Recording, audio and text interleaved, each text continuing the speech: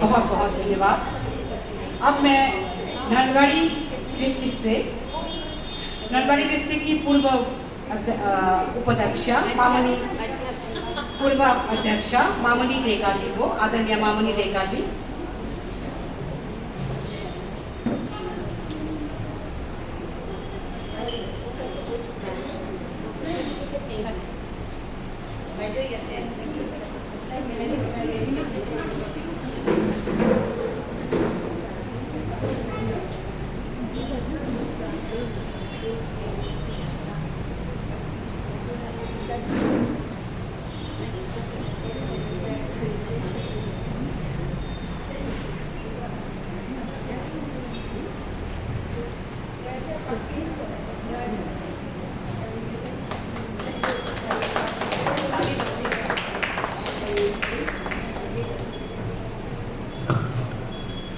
मैं आदरणीय जैस्मिन हुसैन जी को मंच में बुलाना चाहूंगी। मैं बहुत बहुत स्वागत है आपका मंच पर।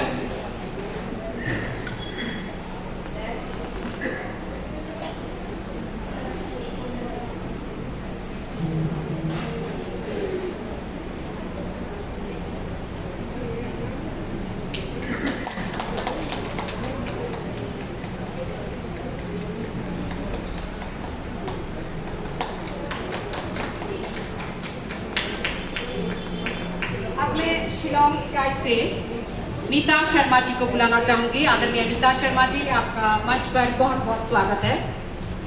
नीता शर्मा जी जो शहर क्षमता मंच की उपाध्यक्षा भी है और बहुत अच्छी कवयित्री है।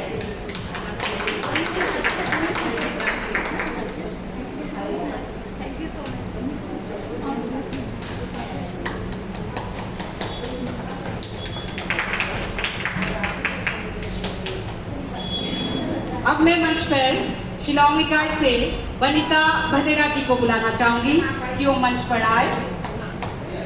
बहुत बहुत स्वागत है वनिता मैम आपको।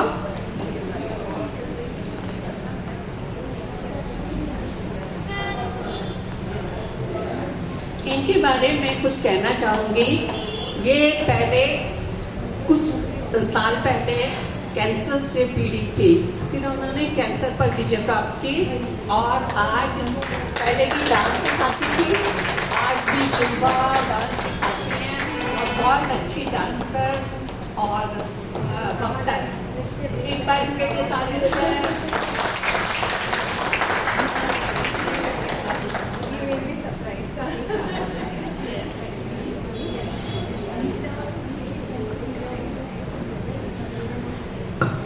आप में हमारी महिला मंच की एकमात्र कवि और विशिष्ट आज के विशिष्ट अतिथि राम पारेख जी को मंच पर बुलाना चाहूंगी। राम पारेख जी, बहुत बहुत स्वागत मंच पर आपका।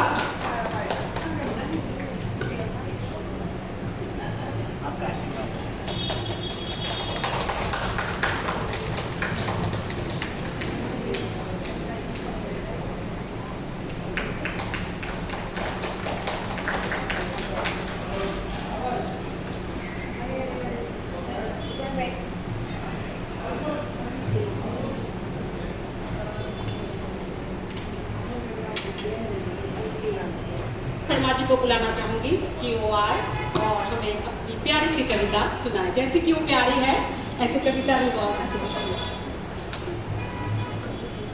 बहुत बहुत धन्यवाद लतिका जी।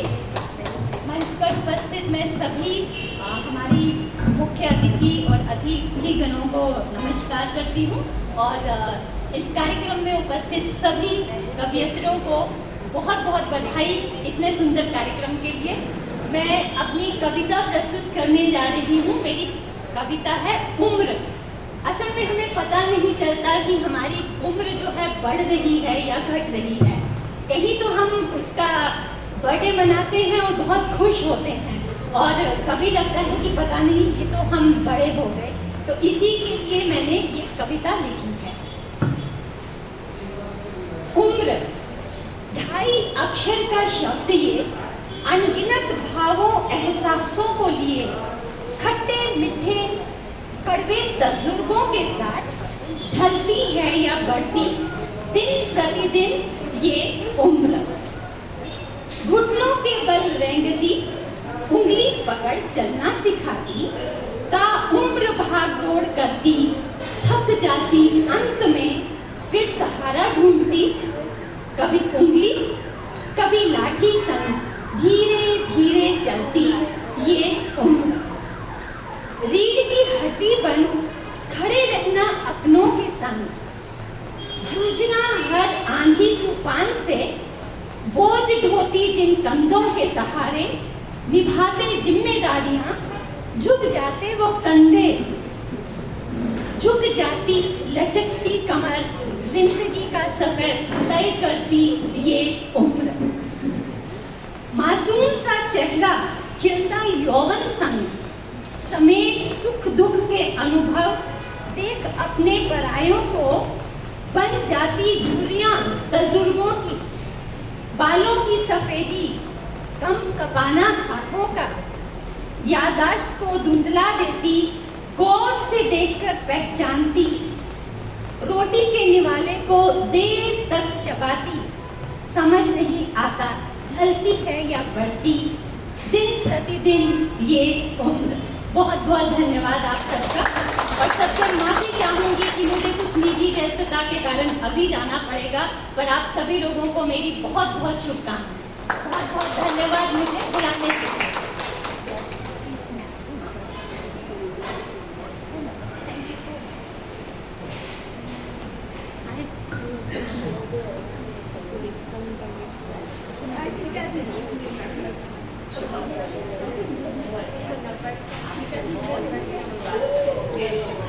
अब मैं मंच पर मामुनी डेका जी, आदरणीय मामुनी डेका जी को बुलाना चाहूंगी।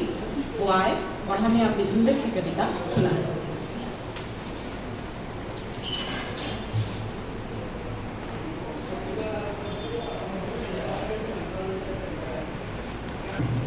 नमस्ते, सभी को अभिनंदन। मैं असमिया में बात करती हूँ। मेरा कविता का शीर्षक नारी खड्डस्नाता श्रोतश्रिनी, नारी अपराजिता।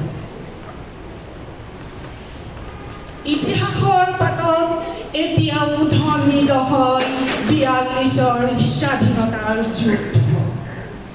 ইতিহাসৰ পাতত এতিয়াও ধ্বনিত হয় ৪২ৰ স্বাধীনতাৰ যুদ্ধ। নাৰীৰ কণ্ঠত উচ্চাৰিত ইনকলাব জিন্দাবাদ, উচ্চাৰিত হয় ১৬ গাভৰুৰ নাম। স্বদেশ প্ৰেমেৰে খড্গস্নাতা বিপ্লৱৰ বাণীৰে উদ্বুদ্ধ। ৰৈ গ'ল প্ৰেমৰ চানেকি, মুক্তি যুঁজাৰু খেৰানী নামী, খনিত হৈ ৰ'ল সেই তেজাত কাহিনী। এতিয়াও ধ্বনিত হয় সেই প্ৰতিবাদৰ স্বৰ, এতিয়াও ধ্বনিত হয় সেই প্ৰতিবাদৰ স্বৰ। তাহানিৰ দিহিঙীয়া ৰজাৰ জীয়ৰী, নান লগা ভতুৰ বজ্ৰনীনাদ ধ্বনি। আছেনে আছেনে এতিয়াও কোনোবা সেই তেজদীপ্ত মূলা গাভৰু? আছেনে এতিয়াও কোনোবা মাতিবলৈ এঘাৰ লাঞ্চিতা বঞ্চিতা নাৰীৰ বাবে? গদাধৰৰ পত্নী জয়মতী, জেৰেঙা পথাৰৰ ঘটি, কিমান যে অত্যাচাৰ নিৰ্যাতন, কিমান যে অন্যায় অবিচাৰ, সেই বিষাদ জৰ্জৰিত কাহিনীৰ কাকপথাৰ আজিও সাক্ষী। আছেনে আজিও সেই লাঞ্চিতা নাৰী য'ত শ্ৰীৰামে কৰিছিল অগ্নি পৰীক্ষা? আছেনে তেনে উৰ্মিলা যিয়ে নিজৰ খহিছিল, নীৰৱে খহিছিল? কাৰ বাবে ত্যাগ কৰিছিল শ্ৰীৰামৰ প্ৰিয় ভাতৃ লক্ষ্মণে? বন্ধ কোঠৰীত শ্ৰীকৃষ্ণৰ প্ৰিয় দ্ৰৌপদী, তেওঁ লাঞ্চিতা বঞ্চিতা কৌৰৱৰ ৰাজভক্ত। আছেনে আছেনে সেই তেজস্বিনী নাৰী, দিহিঙীয়া ৰজাৰ জীয়ৰী, নাম লগ মাতিবলৈ এঘাৰ? মোৰ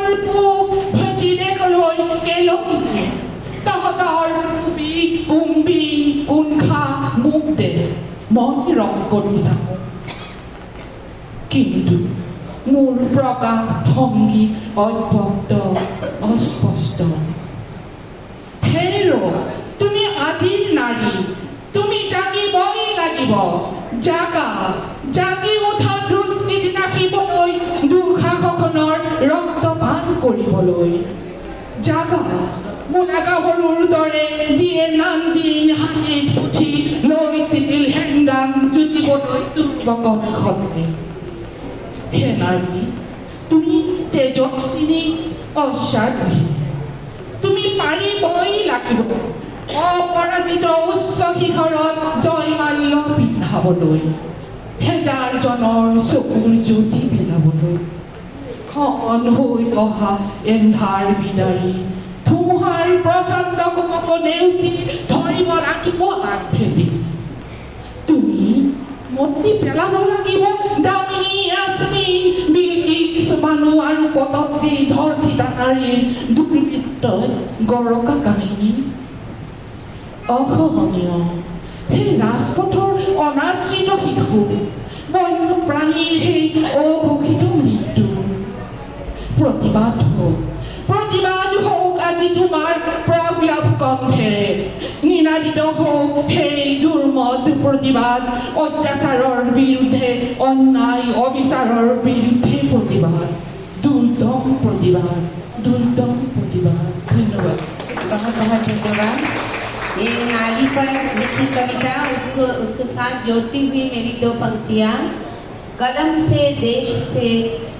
से देश में क्रांति लाने वाली, अपनी बुद्धि शुद्धि निष्ठा लगन से देश को विकास की राह में आगे ले जाने वाली नारी, तू ही नारी, तू ही नारी। बहुत बहुत धन्यवाद। अब मैं आदरणीय जैस्मिन हुसैन जी से अनुरोध करना चाहूँगी कि वो मंच पर आए और अपनी कविता प्रस्तुत करें।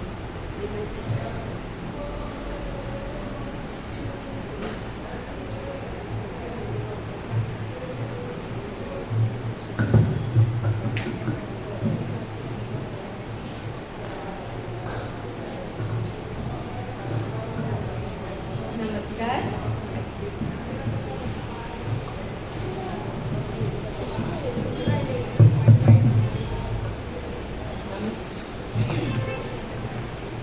नमस्कार।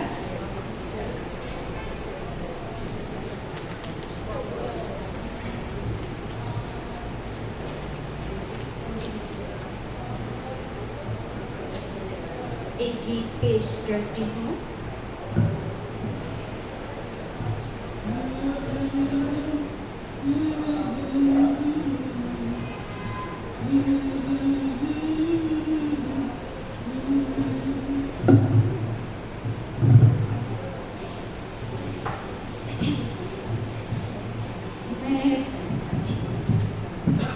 मैं कागज पे लिख दूँ, तुम पढ़ लेना एक बार।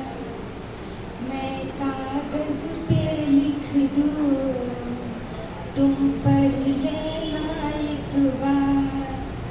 मैं नाम तेरा लिख दूँ, तुम हंस देना एक बार।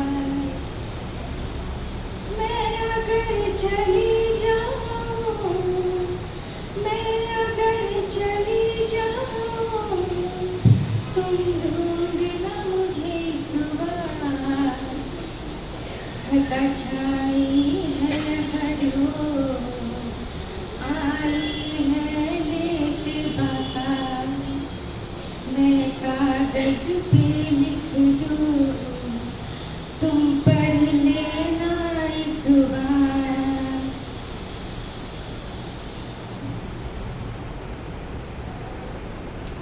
तुम साथ मेरा देना, तुम साथ मेरा देना।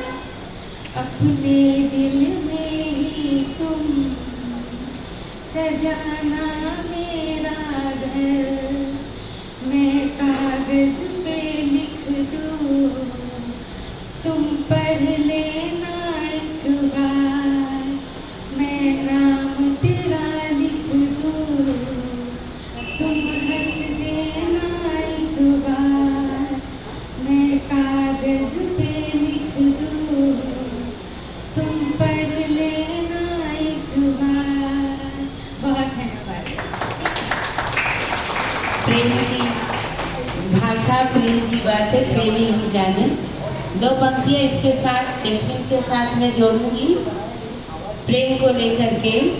अपने पिया के प्रति, तुम हो तो सूरज उगता है, तुम हो तो सुबह होती है, तुम हो तो स्निग्ध शीतल बयार शरीर को ठंडक पहुंचाती है, तुम हो तो फूल रंग बिरंगे खिलते हैं, तुम हो तो हवा में सुगंध है, तुम हो तो यह धरा सुंदर होती है, तुम हो तो हर शाम महक उठती है। तो प्रेम पर पूरा संसार जो है समर्पित है। आपका बहुत बहुत धन्यवाद। अब रीमा जी।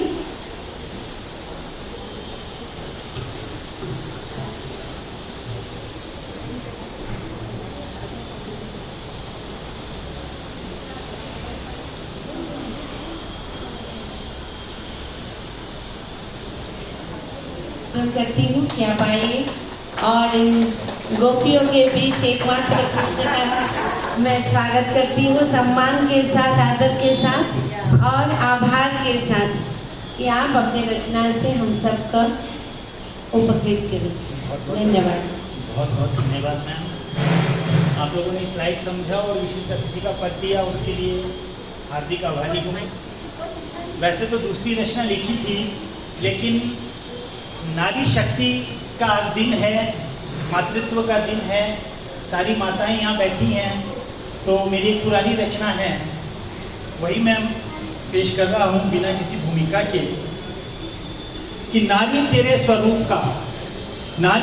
स्वरूप का कैसे करूँ बखान, तू सदा ही आदरणीय, तू सदा ही महान। जन्म दिया जननी बनी, पीड़ा सही अपार, और मेरी खातिर कर लिया मृत्यु से साक्षात्कार। खुद मौत से लड़कर भी तूने मुझे जिला दिया, और मुझे पालने तूने अपना खून पसीना बहा दिया। फिर बहनापन मेरी हर गलती को स्वीकार किया, अंतर मन से प्यार किया और मित्रवत व्यवहार किया। फिर प्रेयसी बनकर तुमने युवा होने का एहसास दिया, और अपने हृदय पटल पे सदा स्थान मुझे बहुत खास दिया। और अर्धांगिनी बनकर तुमने हाथ में मेरे हाथ दिया, हर मुश्किल और हर परेशानी में तुमने सदा ही साथ दिया। आखिर में बेटी बन तुमने चेतना नई जगाई, यूं लगा जननी मेरी पुनर्जन्म ले वापस आई। तो हे नारी, अंबर को कागज करूं और सागर करूं दवात, नारी तेरी परिभाषा तब भी लिखी न जात, नारी तेरी परिभाषा तब भी लिखी न जात। बहुत सुंदर, बहुत सुंदर। मैं मातृशक्तियों को नमन करता हूँ। बहुत बहुत धन्यवाद। मातृशक्ति के साथ मैं आपको समर्पित एक पितृशक्ति के प्रति दो पंक्तियाँ। कि जननी के चरणों में अगर स्वर्ग है तो स्वर्ग की प्राप्ति की राह जनक है। जननी अगर आत्मा है परिवार की तो उसके अस्तित्व का आधार है जनक। जीवन के जिस मजबूत आधार पर खड़े हैं हम, उन्हीं के प्रति समर्पित है कि माँ तो आंसुओं के समुद्र से बनी सहनशीलता की देवी है, तो आत्मनियंत्रण के दीवार है पिता, जिसके तले उसका संसार पलता है। आपका बहुत बहुत धन्यवाद। पितृशक्ति को भी धन्यवाद।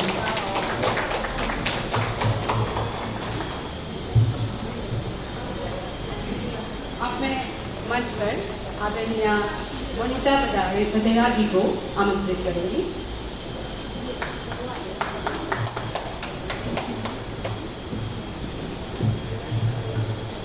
Thank you so much. मैं यहाँ कविता शेयर करने नहीं आई हूँ क्योंकि मैं कवित्री नहीं हूँ, बट बहुत बड़ा थैंक यू महिला काव्य मंच को, मुझे इस लाइक समझा मैं आप लोगों के साथ जुड़ सकूँ। मैं नृत्य और फिटनेस के साथ जुड़ी हुई हूँ और मैं थैंक यू करती हूँ दया आंटी को भी, जो मुझे याद किया आज के दिन आप लोग के साथ आज जुड़ूँ। मेरे एक्चुअली फादर लॉ बुक्स लिखते थे और वो कविताएं भी लिखते थे। तो आज जब मैं आप लोग के साथ जुड़ी हूँ, शायद भगवान मौका देगा नेक्स्ट टाइम मैं जब आऊँ, मैं अपने फादर की पोइट्री आप लोग के साथ जरूर शेयर करूँगी। तो मैं आज उनके बिहाफ में ये मंच शेयर कर रही हूँ। मुझे ऐसा लगता है वो ऊपर बहुत खुश हो रहे होंगे, 3 साल पहले उनका निधन हो गया। तो आज मैं उनके बिहाफ में आप लोग के साथ हूँ। Thank you so much.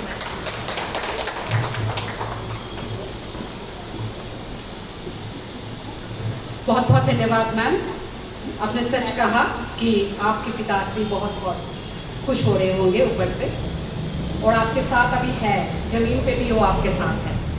तो मैं अभी यहाँ पर उपस्थित सभी कवयित्री को और राम पड़े भैया जी को निवेदन करूँगी कि वो अपने आसन ग्रहण करें।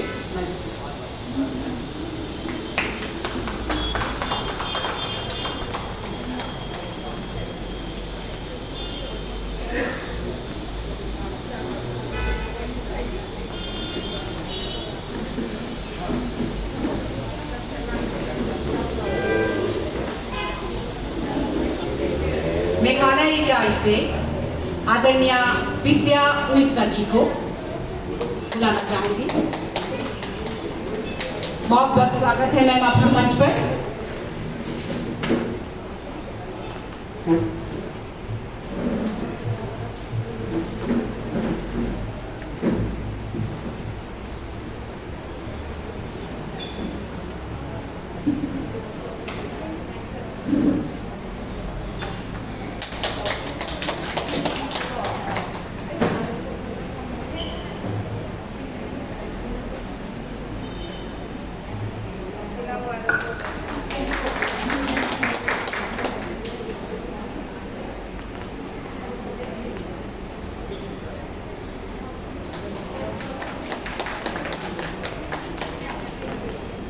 बहुत बहुत धन्यवाद।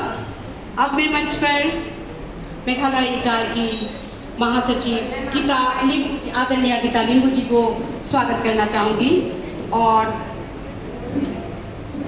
निवेदन करूँगी कि हमारी मुख्य अतिथि अध्यक्षा महोदय और हमारी शिलांग इकाई की अध्यक्षा आदरणीय दया शर्मा जी, इनको सम्मान करें अंग वस्त्र और मेमेंटो से।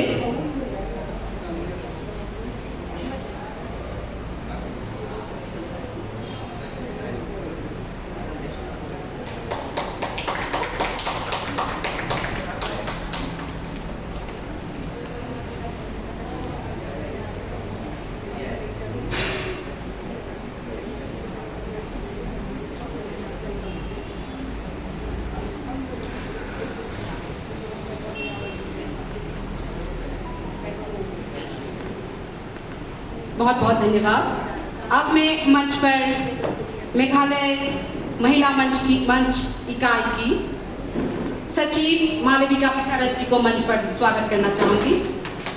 बहुत बहुत स्वागत है मैम आपका मंच पर।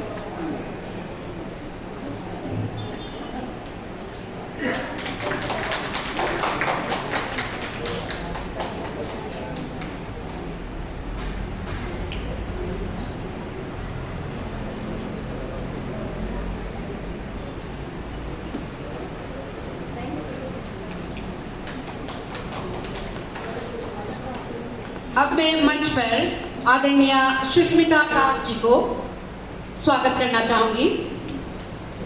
बहुत बहुत स्वागत है मैम आपका मंच पर।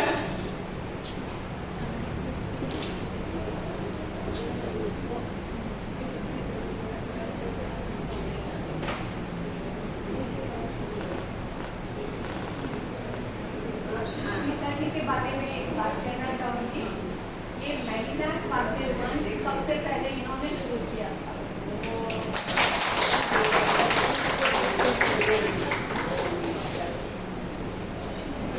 हमारी महिला काव्य मंच की सबसे वरिष्ठ कवयित्री। इसके बाद मैं मंच पर आदरणीय शबरी सरकार धर जी को बुलाना चाहूंगी।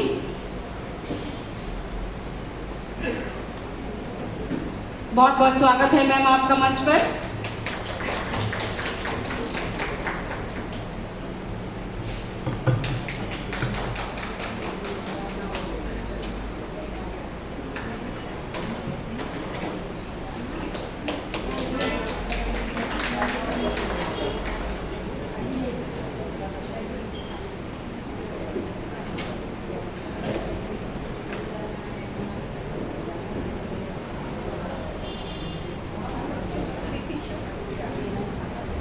कविताओं का सिलसिला जारी रखते हैं, तो मैं सर्वप्रथम आमंत्रित करना चाहूँगी हमारी प्यारी सी आदरणीय विद्या मिश्रा जी को कि वो मंच पर आए और अपनी कविता प्रस्तुत करें। धन्यवाद रीमा। मेरी कविता का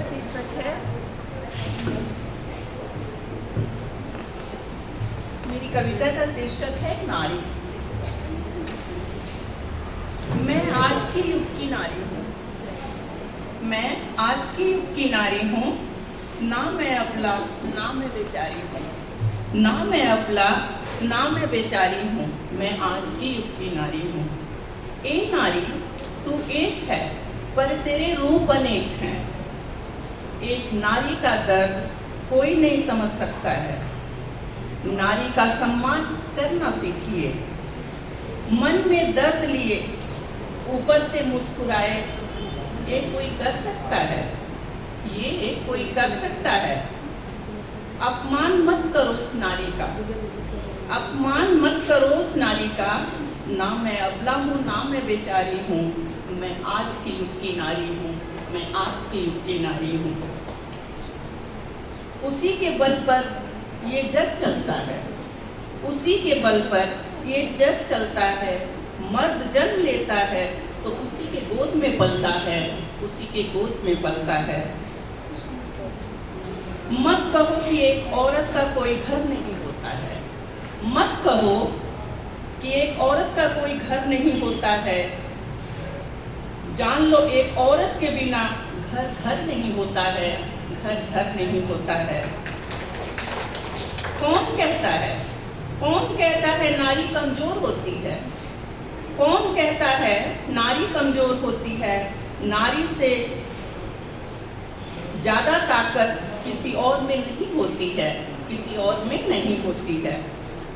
एक नारी का अपमान करके खुश नहीं रह पाओगे, एक नारी का अपमान करके खुश नहीं रह पाओगे। नारी का सम्मान करो, अपमान मत करो, अपमान मत करो। बहुत ही पछताओगे, बहुत ही पछताओगे।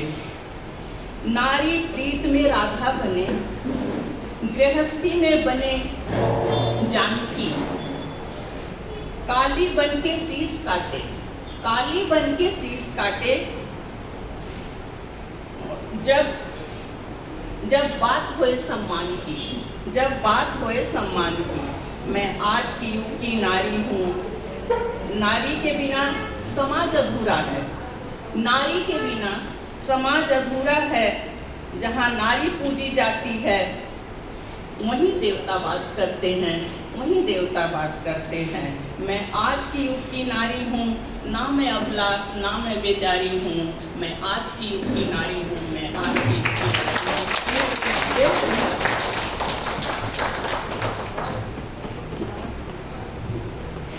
बहुत बहुत धन्यवाद विद्या जी।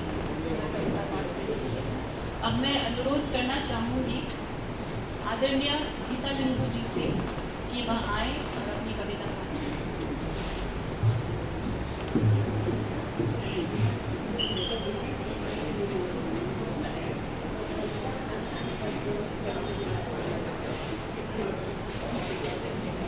स्वागतम सभी को मेघू प्रदेश नमस्कार सुनाइए। सर्वप्रथम मैं मंच को नमस्कार करती हूँ और माता सरस्वती को नमस्कार करती हुए संस्थापक आवाज आ रही है।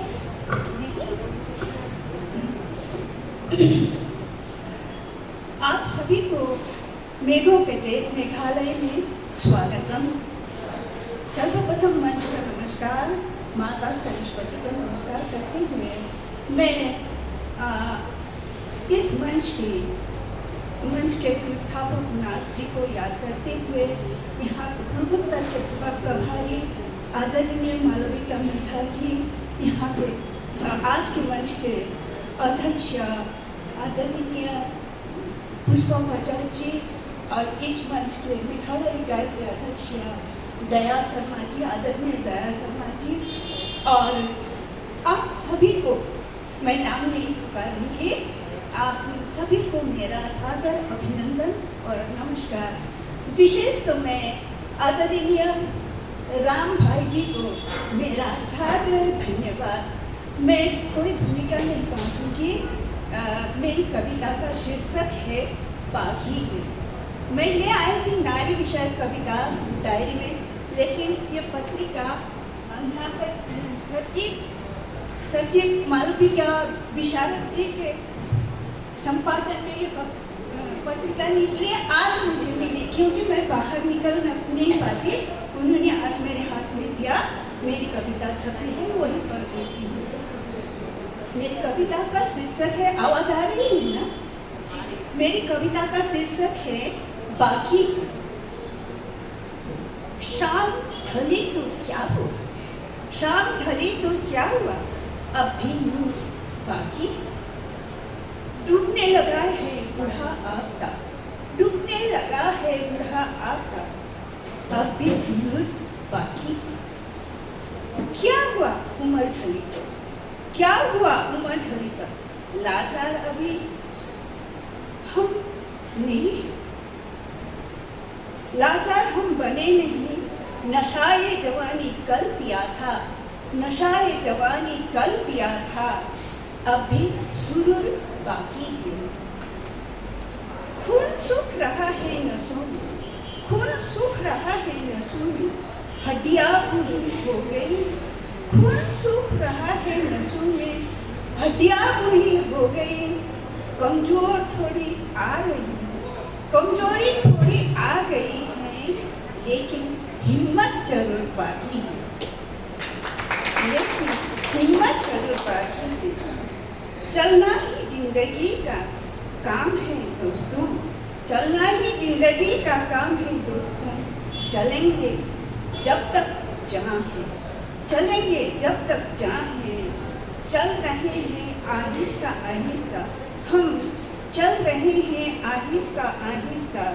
चंद सांसें अब भी हुजूर बाकी है, चंद सांसें अब भी हुजूर बाकी है। धन्यवाद।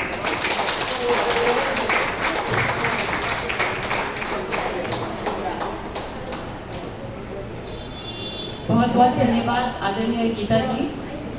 अब मैं अनुरोध करना चाहूँगी आदरणीय सुष्मिता दास जी से कि वह आएं और अपनी कविता पाठ करें।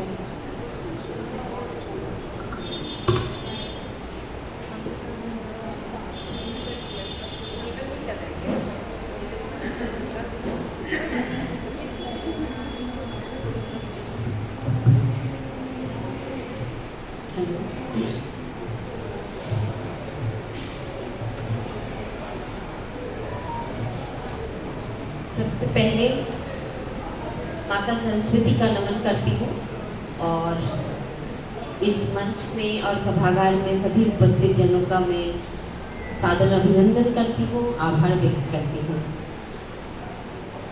हम जो पूर्वोत्तर भारत के जितने यहाँ पर लोग हैं, हम जानते हैं हम प्रकृति के बहुत करीब हैं। तो मैं कविता पाठ करने से पहले मन से आज्ञा चाहती हूँ कि 2 शब्द में अगर कह सकूँ। जैसे आपने मेरा इंट्रोडक्शन दिया कि मेघालय शिलांग की शुरुआत जो है हमने की, तो मुझे बहुत नॉस्टैल्जिक फील हो रहा था जब मैं यहाँ आई और यहाँ मैंने बैनर देखा। तो वो जो लोगो है उसकी जो पहली जो वो फेस्टून बनाया था हमने, वो मेरे घर में अभी भी रखा हुआ है। और उस समय मालविका जी से हमारी बहुत पुरानी दोस्ती है, जान पहचान है। उस दौरान हम लोग बहुत ज़्यादा कविता और साहित्य से जुड़े और इधर उधर भागते रहते थे, हमेशा बातचीत होते रहती थी। तो कुछ व्यवसायिक कारणों से, व्यक्तिगत कारणों से थोड़ा सा उससे दूर है। लेकिन मुझे अच्छा लगा, रामपालिक भाई जी इतने एक्टिव है। जिन बहनों की ऐसी भाई हो, उन्हें कोई किसी नारी की असम्मान नहीं हो सकता। आपके लिए बहुत बहुत बहुत मैं कट्टर धन्य से स्वागत करती हूँ। अभी मैं सीधे अपनी कविता पर आती हूँ और 2 शब्द प्रकृति पर मैं कहना चाहूँगी और उसके बाद अपनी कविता पाठ करती हूँ कि कुछ पल यूं ही बीत जाते हैं, कुछ पल यूं ही बीत जाते हैं समझने में और समझाने में। कुछ पल यूं ही बीत जाते हैं समझने में और समझाने में। सूरज की मुस्कान क्यों फीका सा लगता है, सूरज की मुस्कान क्यों फीका सा लगता है। दिल ही तो है बड़ा नादान दोस्तों, दिल ही तो है बड़ा नादान दोस्तों। कभी पक्षियों की गीत भी कानों को न छूती है, कभी पक्षियों की गीत भी कानों को न छूती है। भोर की सूरज जगाती है दिल में नई आशा की किरण। और प्रकृति की पाठशाला में दोस्तों, प्रकृति की इस पाठशाला में दोस्तों दाखिल होते हैं हम सब। शुक्रिया। और अब कविता पर आते हैं। शीर्षक है बेखबर। गौर फरमाइए। सो गई थी खिड़की को सिरहाने रखकर, सो गई थी खिड़की को सिरहाने रखकर, या गिरी थी कपाट के ही खाई के भीतर। चांद न देखकर भागा था मुझसे बहुत दूर, चांद न देखकर भागा था मुझसे बहुत दूर। सूरज ही कहीं छुप गया था हो भाव विभोर। जमीन से आसमां तक का विशाल सफर, जमीन से आसमां तक का विशाल सफर आसान नहीं था बढ़ना यूं काँप काँप कर। नारी एक एक कदम चल चल के, आज जो हम देखते हैं नारी को एक एक कदम चल चल के, वो ज़माना था जब नारी को पर्दे के अंदर रखा जाता था, स्कूल में दाखिल नहीं होने दिया जाता था। वहाँ से चलकर हम यहाँ आए हैं। तो ज़मीन से आसमां तक का ये विशाल सफ़र आसान नहीं था बढ़ना यूं काँप काँप कर। ओस की उन बूंदों में भरकर सब सफ़र उड़ना यूं फिर बार बार फिसल फिसल कर। कीड़े बहुत थे चारों ओर, कीड़े बहुत थे चारों ओर घिर कर, लगे जैसे ज़मीन आसमान ही एक कर। कटे पंख करे प्रहार बार बार प्रति प्रहर, आनंदित मन विनाश बन समझकर। ढक न सकता वो जो सूरज था उधर, छुप बैठा था कोई ध्यान में मौन मगर। खिड़की का एक कोना भी तो था बेखबर, खिड़की का एक कोना भी तो था बेखबर। निकल लाया पर उसका जो दबा था अंतर, निकल लाया उसका जो दबा था अंतर। धन्यवाद।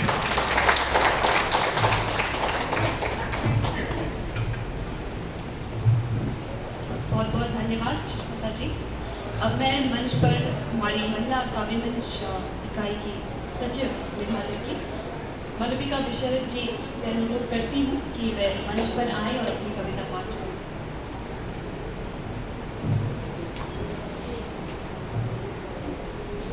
नमस्कार, आप सभी को अभिनंदन, शुभेच्छा, बड़ मेरा प्रणाम। मेरा कविता का शीर्षक है अभिमानी नदी। वह नदी भी स्वप्न देखती थी, ऐसी नील अंबर के तले निरंतर बहते जाना, हरियाली से जुड़े सुंदर प्रकृति के बीच। वो नदी भी स्वप्न देखती थी, ऐसी नील अंबर के तले निरंतर बहते जाना, हरियाली से जुड़े सुंदर प्रकृति के बीच। पर्वत के कोख से जन्म लिए, पर्वत के कोख से जन्म लिए, उसका शिशुकाल चंचल झरना धारा पहाड़ियों से बीच खेलते हुए बहती चली। किशोर कैशोर और यौवन बिताया समतल भूमि पर कितना प्रेम बरसते हुए। कैशोर और यौवन बिताया समतल भूमि पर कितना प्रेम बरसते हुए। फिर सागर से मिले मोहना की हाथ पकड़कर धीर गतियों से प्रवीण नदी। आज नदी अभिमानी है, जो मानव को वो इतना प्यास से उसका प्यास बुझाती, जो मानव को वो इतना प्यास से प्यास बुझाती।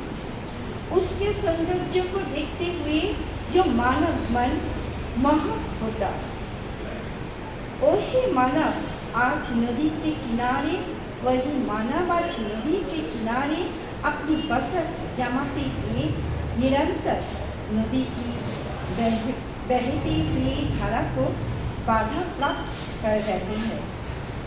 अभिमानी नदी बदलाव लेने की भावना से जुड़ी, इंतजार की बरसात की बादल के लिए। बारिश के मौसम में बादल की धारा से जुड़े नदी तेज गति से चल पड़ी। बारिश के मौसम में बादल की धारा से जुड़े नदी तेज गति से चल पड़ी। नदी के तेज गति और प्रखर होती गई। दो किनारे में मानव की अपनी इच्छा से सजाया गया ग्राम नगर नदी की धारा से विलीन हुई। विकट हंसते हुए अभिमानी नदी बदलाव लेने लगी। हाहाकार मच गई मानव समाज में, हाहाकार मच गई मानव समाज में। नदी बदलाव लेते हुए निरंतर बहती चली। नदी बदलाव लेते हुए निरंतर बहती चली। नमस्कार, धन्यवाद। बहुत बहुत धन्यवाद मलविका मिश्रा जी। एक मिनट, मैं इनके बारे में एक बात कहना चाहूँगी। ये ज़्यादा इंग्लिश में लिखती थी, लेकिन जब हमारे मंच से जुड़ी तो इन्होंने धीरे धीरे हिंदी में लिखना शुरू किया।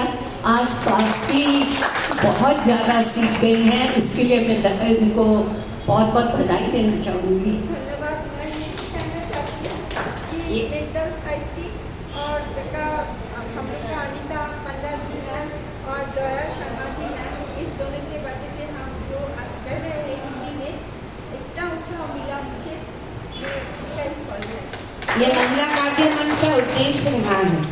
असम में भी ऐसी कई महिलाएं हैं जो श्रोता के रूप में आई थी और हर महीने, मैंने कहा साल में 12 कविताएं जो है, हर महीने पढ़ते पढ़ते सुनते सुनते लिखना शुरू करके अभी पदाधिकारी बन गई है। तो मालविका जी ही एक उदाहरण है मेघालय की। तो महिला काव्य मंच की सार्थकता इसी में है। तो दया जी आपको भी बधाई। तो महिला काव्य मंच नारी सशक्तिकरण की परिचिन्न भी है। अब मैं हमारी अगली काव्यत्री आदरणीय सागली सरकारधर जी का स्वागत करती हूँ कि वे आके अपनी कविता पाठ करें।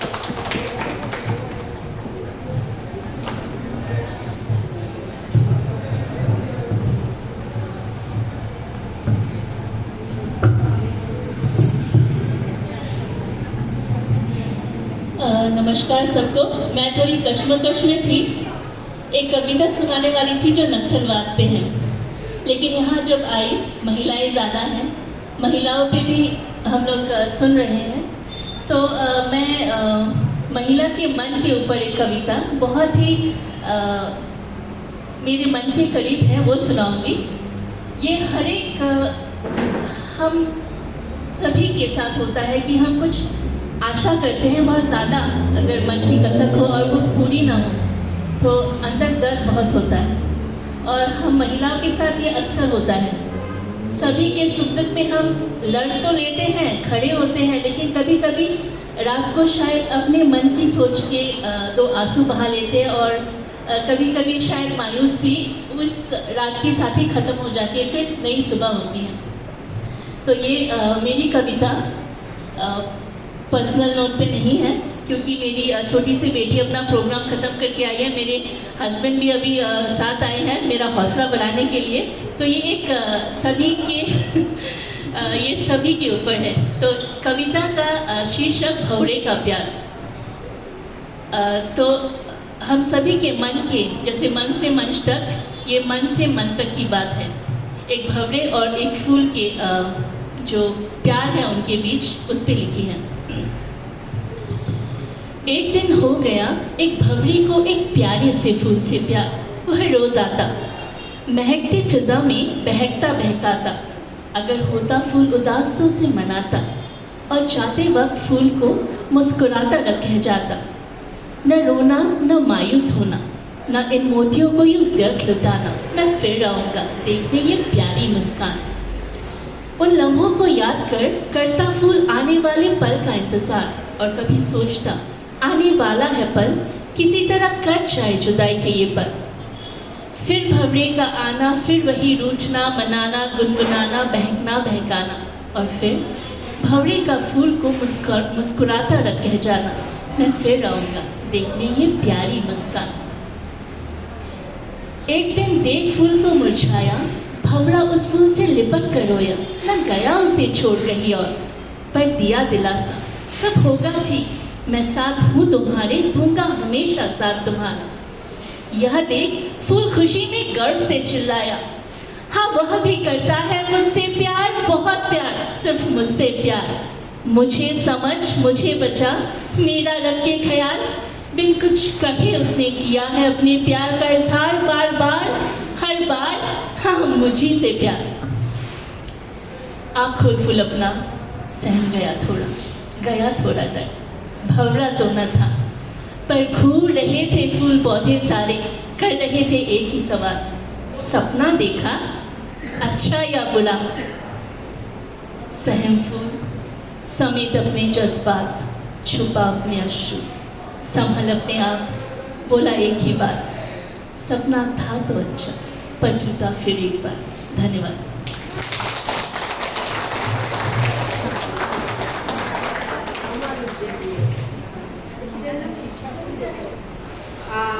एक्चुअली अभी हमसे बहुत बड़ी एक गलती हो गई है। सभी कवियों के साथ मुझे रितिशा खारसंग को भी बुलाना था, खारसंग को भी, तो अकेली रह गई है वे, तो इनके साथ में वे बैठे रहे तो अच्छे रहेंगे। तो रितिशा, आदरणीय रितिशा जी को मैं मंच में स्वागत करती हूँ। बहुत बहुत स्वागत है मैम आपका मंच पर।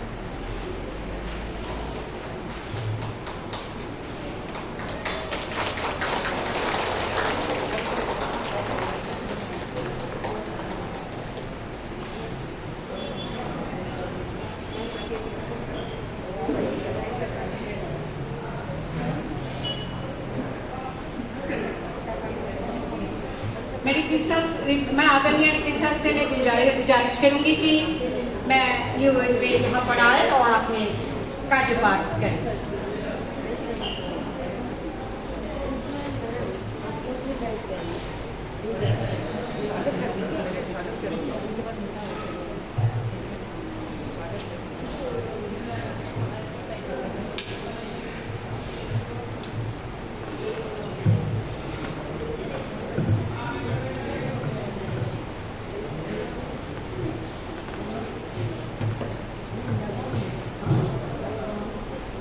बहुत बहुत धन्यवाद इस अवसर के लिए, आपका आभार।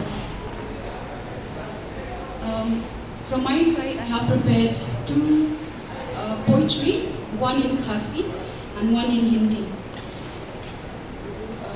मेरी कविता का शीर्षक है हंगनी नयेंग मरवई। हंगनी नयेंग रंगबा marvai, बनगम जिलियो जिंगमुन शक्वे, yang banele kat bala bantre shitom kanam bansa kumei kopang ba e jonga jingim pihikai bangan impha watla hapadeng bon ki jinge hamadan thma ngan yen yele jingim kabun khoru khoram meipa kakti jonga yalam happy meipa mashania tam jingsneng la ai ngan kiu shapra ngan yen ramba kumding bilat jingim ngan yen halaki jong ikchat jingmut baskem hingan batriang kublei shibun meipa haparo kiliang kublei shibun. दूसरी कविता की शीर्षक है जीवन का आकर्षक है। जीवन का आकर्षक है, ईश्वर का एक महान है। जीवन अनमोल है, आइए हर पल को जी भर के जियो। जीवन कष्टों से भरा है, फिर भी आनंद और खुशी से हम लड़ करते हैं और गिर जाते हैं। यही जीवन की खूबसूरती है। हर गुलाब में कांटा होता है, पहाड़ों के बिना कोई खाती नहीं। सुबह के बिना दोपहर नहीं, बिना बारिश के झरने नहीं होते। दर्द और दुख के साथ हमारा दिल की गहराई में मेरे प्यारे मेरा मानना है, इनसे हमें दुखी नहीं होना चाहिए। हवा और तूफान की तरह और पानी हमारे गर्दान के ऊपर सभी प्रकार के बदलाव के साथ कदों से पैरों में खरोंचे आ रही है। पहाड़ियों और घाटियों की तरह उतार चढ़ाव होते रहती है। खूबसूरत झरनों की तरह हम रोते हैं, हम शोक मनाते हैं। जीवन में कोई चिकना रास्ता नहीं है, इसमें बहुत उतार चढ़ाव है। हम लड़ते हैं, हम संघर्ष करते हैं, जीतने का वादा हम निभाते हैं। बहुत धन्यवाद।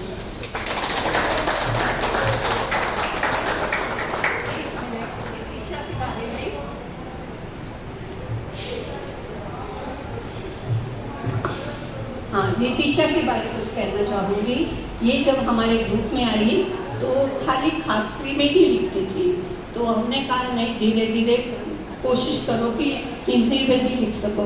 आज कितना सुंदर इसने हिंदी में लिखा, इसलिए मैं चाहूँगी कि और भी कोई, जैसे वनीता को भी अपने ग्रुप में शामिल करना चाहूँगी।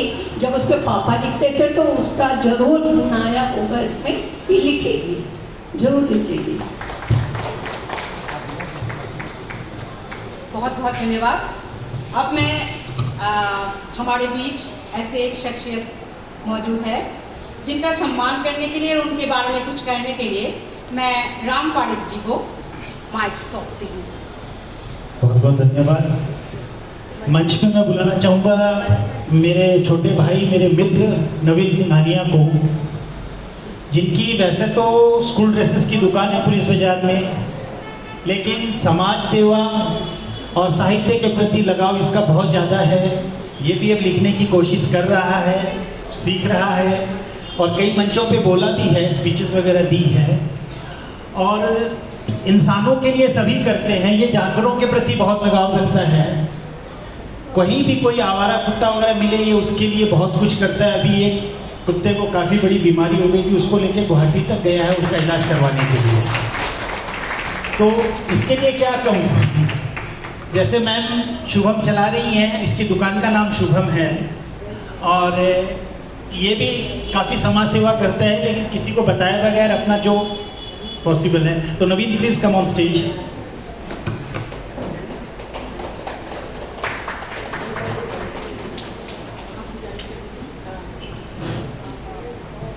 और मैं आदरणीय पुष्पा जी बजाज से निवेदन करूंगा कि आप इसको सम्मानित करें और आशीर्वाद दें।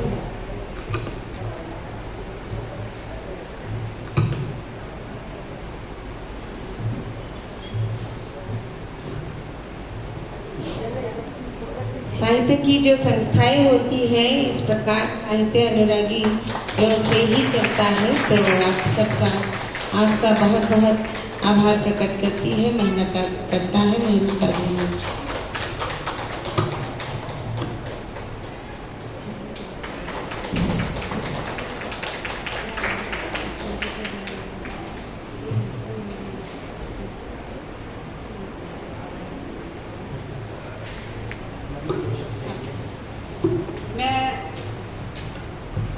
मैं नवीन जी से गुजारिश करना चाहूँगी कि वो 2 शब्द कहें। और ये भी मैं शायद से राम भैया ने ये मिस कर दी है, मैं ये भी कहना चाहूँगी आज के कार्यक्रम के ये नवीन जी ने सहभागिता भी की है।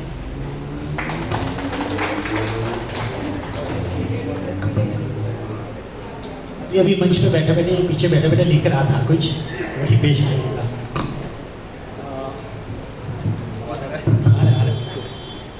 अच्छा, सबको नमस्ते। मैं एक इंग्लिश मीडियम स्कूल से पढ़ा हुआ हूँ, तो मेरा हिंदी इतना अच्छा नहीं है। हालांकि मैं एक हिंदू फैमिली में पैदा हुआ हूँ, लेकिन मेरा हिंदी इतना प्योर नहीं है। आवाज़ आ रहा है? तो आज मैं जो आया हूँ यहाँ पर, राम पारिक ने मुझे बुलाया था कि आना है आप, तो मैं उस वजह से तो आया हूँ। लेकिन एक और वजह है जो मैं चाहता हूँ कि मैं भी अपने दिमाग में एक बीज बोलूँ कविता लिखने की। मैं चाहता हूँ कि आज से एक बीज बोलूँ कि मैं भी आगे आप सबके सामने कविता लिखूँ और बोलूँ। मैं पेशे से मेरा काम है कपड़े का, मैं यूनिफॉर्म का दुकान चलाता हूँ और कुछ 4-5 सालों से मैंने अपने लाइफ में कुछ और चीज़ों का इंट्रोडक्शन किया है। लेकिन मैं इंट्रोडक्शन को भी हिंदी में क्या बोलूँ मुझे पता नहीं है क्योंकि मैं भी इंग्लिश मीडियम से पढ़ा हूँ। तो मैं जैसे कि मैराथन रनिंग करना है, स्विमिंग करना है और साइकिलिंग करना है, एक कम्युनिटी चलाना है, हेल्थ एंड फिटनेस पे भी ध्यान देना है, लोगों को हेल्प करना है। और मेरा बहुत ही ज़्यादा प्रेम है जानवरों की तरफ। मैं अपने आप को रोक नहीं पाता जब मैं कोई कुत्ते को या बिल्ली को देखता हूँ रास्ते पे। शिलोंग में हालांकि कोई गाय तो मिलता नहीं है रास्ते पे, गुवाहाटी पे बहुत मिलते हैं, लेकिन शिलोंग में अगर मैं देख लेता हूँ कि कोई कुत्ता अगर रास्ते में रो रहा, मतलब उसका खून निकल रहा है, तो मैं अपने आप को रोक नहीं पाता। मैं जानता नहीं क्यों मैं ऐसा करता हूँ, लेकिन मैं ऐसा करता हूँ। तो ये मेरा एक छोटा सा परिचय है। और आज पीछे बैठे बैठे मैं सोचा कि मैं भी ट्राई करता हूँ कुछ एक कविता लिखने की। तो मैंने 5 मिनट में कुछ लिखा है, पता नहीं वो कैसा होगा, लेकिन जो भी लिखा मैंने अपने दिल से लिखा है, अपनी माँ के लिए। मैं आप सभी बताना चाहता हूँ।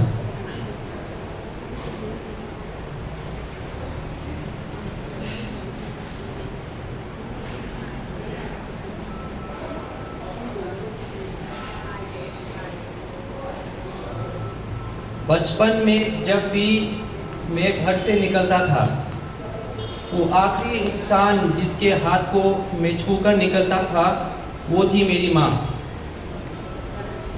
जब भी बहुत ज़्यादा दूर जाना होता था व्यापार के सिलसिले में, जो खाना कपड़े में बांध कर देती थी और ना करने पर भी जिद करती थी, वो थी मेरी माँ।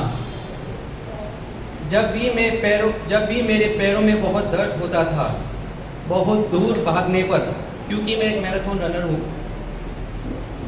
जब भी मेरे पैरों में बहुत दर्द होता था, बहुत दूर भागने पर, जो मलहम लगाकर सहारा बन जाती थी, वो थी मेरी माँ। एक दिन ना जाने कैसे अनजाने में मैंने अपने भगवान को ही दुख पहुँचा दिया, और वो भगवान और कोई नहीं थी बल्कि वो भी थी मेरी प्यारी माँ। इतना रोया मैं अंदर से, ना दिखाया अपना अफसोस किसी को, और ठान लिया उस दिन कि अब ना देखूंगा ना होली ना दिवाली, मेरा हर दिन अब होगा एक त्योहार, और हर दिन की शुरुआत होगा एक ही इंसान के पैर छूकर, और वो इंसान और कोई नहीं, वो भगवान है आज मेरी माँ। मेरी माँ के चरणों पे मेरा पूरा जिंदगी समर्पित है। Thank you.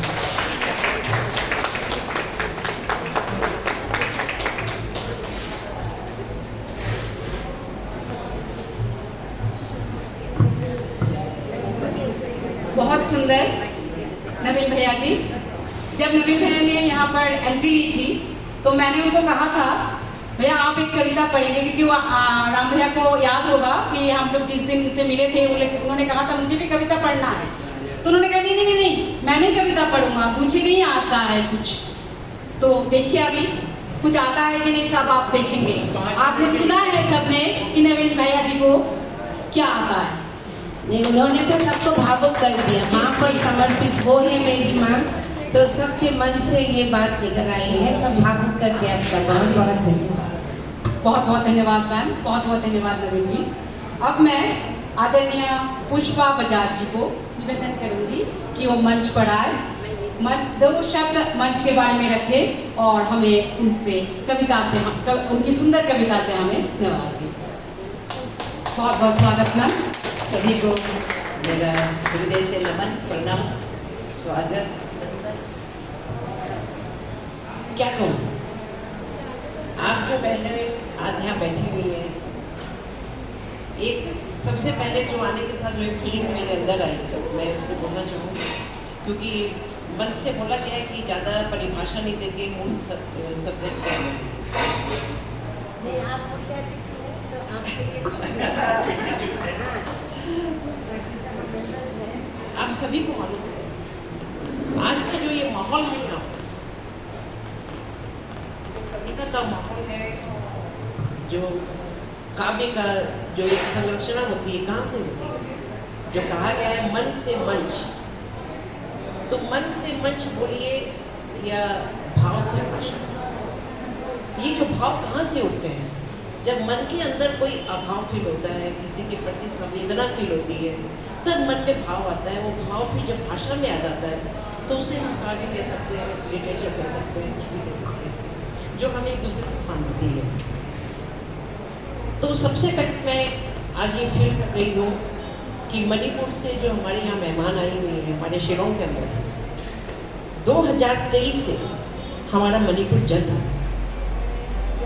मुझे लग रहा है कि शायद ऐसा कोई भी व्यक्ति नहीं होगा जिसने इस संवेदना को, इस दर्द को अंदर में फील नहीं किया। हम लोग मणिपुर से दूर हैं सिस्टर, लेकिन आपको शायद ये जान के अच्छा लगेगा कि हम ज़्यादा कुछ नहीं कर पाए, लेकिन आपके जो वहाँ पे जो कैंप में जो हमारी बहनें भाई छोटे बच्चे रहते थे, 1000 बच्चों के लिए, महिलाओं बच्चों से मिला कर हमने जो भी बल पड़ा, हमने वो वहाँ पे अपने सहयोग भेजा। एक ये फील होता था कि जो जो दर्दनाक घटनाएं वहाँ घटी है, उसको सुन के आत्मा कांप जाती थी। और बहुत प्रार्थना करते हैं भगवान से कि जितनी जल्दी हो शांति हो।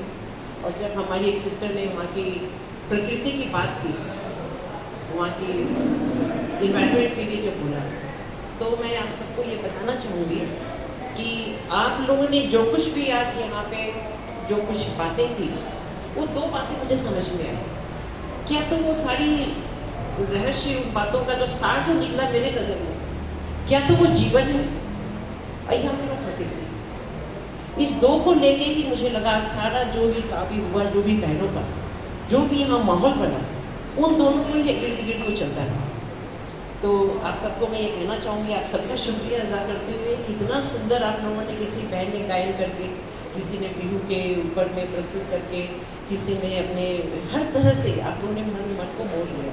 और जो हमारी ये बहन बैठी हुई है यहाँ पे, मालविका जी, कई बार इस तरह से मंच पे आने का सौभाग्य मिला है मुझे।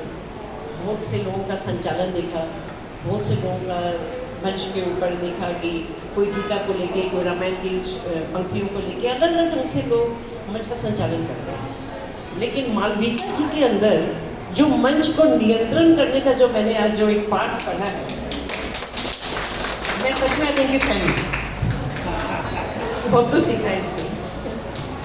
और दया जो हमारी यहाँ बैठी हुई है, मेरी फ्रेंड भी है और ये जो कुछ लिखती है ना, मैं आप सबको शायद कितना मालूम है मुझे नहीं मालूम, जो ये लिखती है उसकी झलक मैंने इसके जीवन के सुख के दौर में, दुख के दौर में, संघर्ष के दौर में महसूस किया। बहुत बहुत संवेदनशील, बहुत भावपूर्ण, बहुत करुणामयी, दया हमारी, जैसा इसका नाम है वैसा ही इसका जीवन है। सभी के लिए सहयोग करती है, सभी पे दया भाव करती है। और जो भी हमारी बहनें शिलोंग में यहाँ बैठी हुई हैं, जो हमारी खासी बहनियाँ हैं, सुशीला जी हैं, विद्या जी हैं, सभी का मैं बहुत बहुत स्वागत करते हुए इन सबकी तरफ से आप सभी का बहुत बहुत, मैं नाम से आप लोग को नहीं बार बार बुला पाऊँगी, लेकिन दिल खुश हो गया मेरा। और अंत में आपसे, जैसे कि कुछ मैंने आप लोग से ये जो शेयर किया है, मैं आप सबको ये सबको मालूम ही है, लेकिन फिर भी मैं दोहराना चाहूँगी कि हम महिला, हम जो नारी हैं, ये विश्व की आधी आबादी है, ये हर कोई जानता है। और आधी आबादी नहीं, पूरी आबादी की जननी है।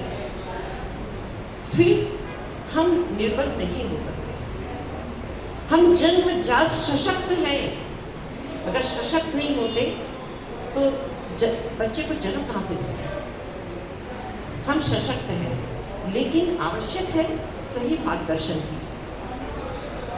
आप सबको ये जान के खुशी होगी, कई लोग जानते भी हैं, दया है या कुछ लोग, कि 1998-99 में मैं जब मेघालय आई, मैं बिहार से हूँ, वैसे हम राजस्थानी लोग हैं, तो मैंने देखा कि पूरे नॉर्थ ईस्ट में कोई भी हिंदी की कोई पत्रिका नहीं थी।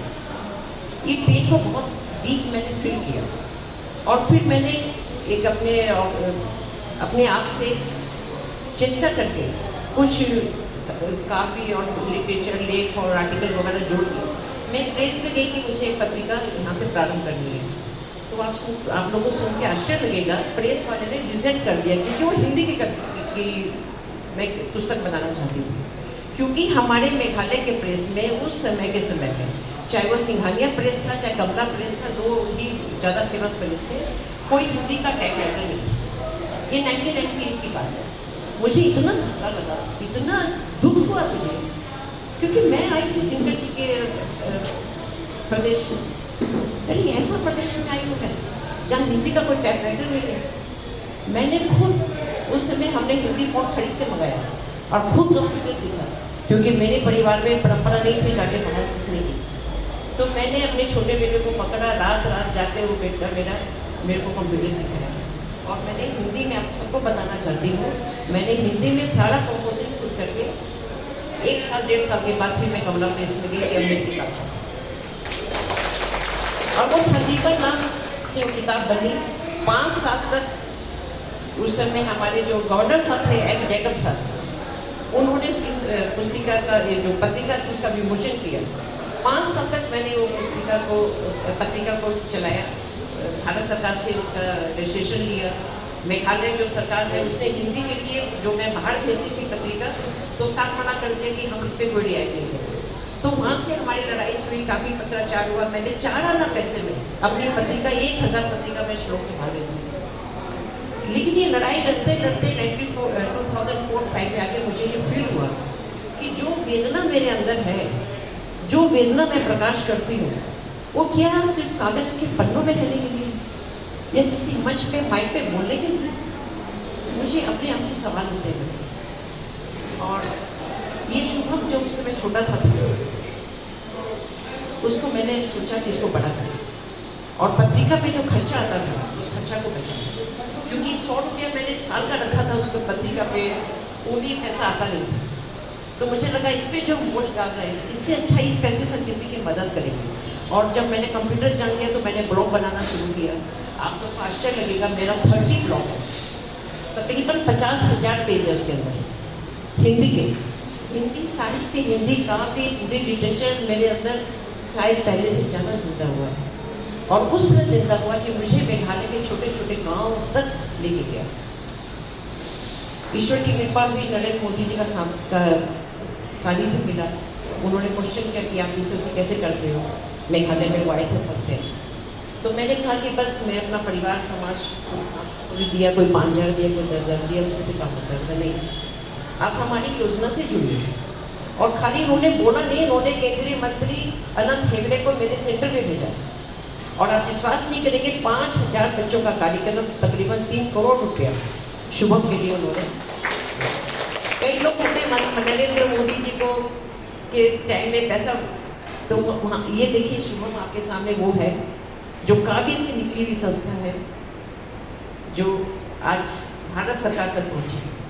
और हमने इसके द्वारा 5000 सरकारी पैसे से, आप विश्वास नहीं करेंगे, उस पैसों में हमने 30% 40% पैसा बचाया। और उन पैसों से मेघालय के 14 गाँव में जाके अपने सेंटर स्टार्ट किए, क्योंकि समाज में दिन भर आप इससे मांगे जाए, आप जब तक नहीं जानते जाते हैं तब तक ठीक है। तो ये काम आज, लेकिन इतनी में लॉकडाउन आ गया। लॉकडाउन के बाद मुझे मौका मिला कि यहाँ पे हमारी पद्मश्री कॉम पैट्रिशिया हैं, बहुत ही एक प्रतिष्ठित पत्रकार हैं, उनके साथ उन्होंने जब हमारी बहन ने रिवर की बात की थी, तो रिवर सफाई के कार्यक्रम में हम लोग, उनकी जो रिवर है हमारे यहाँ पे बहुत गंदी रहती है, उसकी सफाई के कार्यक्रम में हम लोग जुड़ गए। और वहाँ से पैदा हुआ मेरा जीरो वेस्ट पीरियड प्रोजेक्ट। वहाँ पे हमें ये फील हुआ कि हम जो नारी हैं, हम क्या कर रहे हैं। जो बहन ने कहा पर्वत से निकल के, झरनों से बह के जो हमारा जल हमारे नदियों में आता है, हमारे मेरे परिवार, मेरे बच्चों के लिए खेत खलिहान में जाता है, अन्न फल वो जाता है, उसको दूषित करते क्या चीज़ है, अपने नेचुरल वेस्ट से। ये चीज़ मेरे अंदर जाके 2020-21-22 में। और उसके बाद हमने अपने जो स्टूडेंट थे पहले 30-35 हज़ार, उन लोगों में से कुछ जो एक्टिव बच्चे थे मेरे नज़दीक थे, उनसे हमने रीयूजेबल सैनिटरी पैड बनवाना शुरू किया। उसको कश्मीर तक 20 स्टेट के अंदर जाके उसका 5000 लड़कियों में प्रोजेक्ट किया और उसे निरंतर सुधार करते हुए BI सर्टिफाइड किया। अब भारतवर्ष का ये पहला हमारा मेंस्ट्रुअल पैड है जिसको BI प्राप्त हुआ है। जब ये बात हमारे मुख्यमंत्री जी को पता चली, वो खुद सामने आए, उन्होंने एक गांव में इसके प्रोडक्शन यूनिट स्टार्ट की। मुख्यमंत्री जी, उनकी पत्नी सामने आई, उन्होंने बहुत ज़्यादा सपोर्ट किया और आज ये प्रोजेक्ट मेघालय में काम करते हुए अभी राजस्थान में होता है। आपके सामने, बहनों के सामने मेरे पास कभी प्रति दे पाई हो। आप जो यहाँ मेघालय में हमारी बहनें बैठी हैं, उनको ये जान के आश्चर्य लगेगा, हम लोग 200 करोड़ रुपयों के मेघालय से जो ये बोलते हैं कि नॉन ट्रेवल बाहर अंदर 200 करोड़ रुपए के मेंस्ट्रुअल पैड बाहर से मंगाते हैं। 200 करोड़। अगर हमारी 8 लाख महिलाएं जो यहाँ पे इसमें अगर अपने को स्विच ऑन करती हैं, तो सोचिए हमारे प्रदेश का, हमारी सरकार का 70% पैसा, वो पैसा सरकार दूसरी को मिला। और हमारी जो ग्रामीण महिलाएं जो बैठी है, उन्हें रोजगार मिलेगा। वेदना सिर्फ पंक्तियों तक नहीं रहनी चाहिए, भाषा तक हमारे भाव नहीं करने पड़ेंगे। आप सभी यहाँ बुद्धिजीवी बैठे हुए, मैं आप सबके सामने एकदम अंदर से प्रार्थना करती हूँ, अपील करती हूँ, अपने क्षेत्र में जाके आप जीरो वेस्ट पीरियड प्रोजेक्ट को, इस काव्य को जो आपके अंदर समाहित है, ये जो नदी है, जो धारा है, उसको बाहर निकालिए अपनी अपनी जगह में। ये आंदोलन है, अपनी नदी। देखिए मेरी बहन बैठी है यहाँ पे, ये कैंसर कहाँ से है, ऐसी क्यों कैंसर की बीमारी इस तरह से फैलती चली जा रही है। और आज तो दुर्भाग्य ये है कि आपकी और हमारी 40% 50% लेडीज लोग आज भी मेंस्ट्रुअल पीरियड के समय में कपड़ा यूज़ करती हैं, वो भी गंदा सा, राख माटी उसके अंदर रख के यूज़ करती हैं। हमारी 2 करोड़ से ज़्यादा लड़कियाँ, क्या बोलते हैं, बेटी की बात करते हैं, महिलाओं की बात करते हैं, कैसे समाज है। 2 करोड़ से ज़्यादा लड़कियाँ मेंस्ट्रुअल टाइम में स्कूल नहीं जाती, उन्हें शर्म आती है कि कोई गंदगी को देख लेगा। जीरो वेस्ट पीरियड एकमात्र इसका उपाय। हमारे हिंदुस्तान के अंदर 30 लाख की जैसी लड़कियाँ कस्तूरबा गांधी विश्व बालिका विद्यालय में पढ़ती हैं। आप सबको मालूम होना चाहिए, मैं उस स्कूल में वहाँ जाके मैंने प्रोग्राम किए, वहाँ डेमो दिया, वो लड़कियों से बात की है, वार्डन से बात की है। उनको जो पैड दिए जाते हैं, जो ये आपके आते हैं, जो स्टेशनरी वगैरह, जो 7 रुपया पीस 8 रुपया पीस पड़ते हैं, उनको दिया जाता है 1 रुपया पीस का, 2 रुपया पीस का। 1 घंटा यूज़ नहीं कर पाती है। वो वार्डन खुद बोलती थी कि इनको हम लोग देते हैं, ये लड़कियां जगह जगह गंदा कर देती है और इनकी गंदगी को हम फेंकेगा। और वो वार्डन खुद मेरे को बोली कि आप जाइए मिनिस्टर लोग से बात कीजिए, हमारे यहाँ ये वाला अप्रूव कराइए ताकि गंदगी से बचें। और सबसे बड़ी बात है, ये पैड बना के आपकी बेटियाँ गांव-गांव में रोजगार पा सकते हैं। हमारे लाइटक्रो में जो सेंटर है जिसको चीफ मिनिस्टर जाके खुद उद्घाटन किए, वहाँ पे खांसी में सब लड़कियों ने अपनी अपनी स्टोरी बताई, तो हम तो समझ ही नहीं पाते खांसी भाषा। तो मेरे सेंटर की खांसी लेडी आई सोचते हुए मेरे ऑफिस में, और उसने कहा कि मैडम हम तो आपके साथ जुड़ेंगे, कि अच्छा लगा मुझे। तो उन्होंने वो वाला जो वीडियो था जो वायरल हो रहा था, उसमें क्या उस लड़की ने बोला था जो मैं भी उस समय नहीं समझ पाई। उसने ये कहा कि लाइटक्रो में हम मनरेगा के अंदर अपने बच्चे को कंधे पे पीछे में पीठ पे बुक के पहाड़ पे चढ़ के जाके पत्थर ठोकते हैं और फिर पत्थर को सीट पे रख के नीचे लेके आते हैं और शाम को मिलता है 300 रुपये। ये है सत्य, ये सत्य है। आत्मा काम जाएगी आपकी हमारी।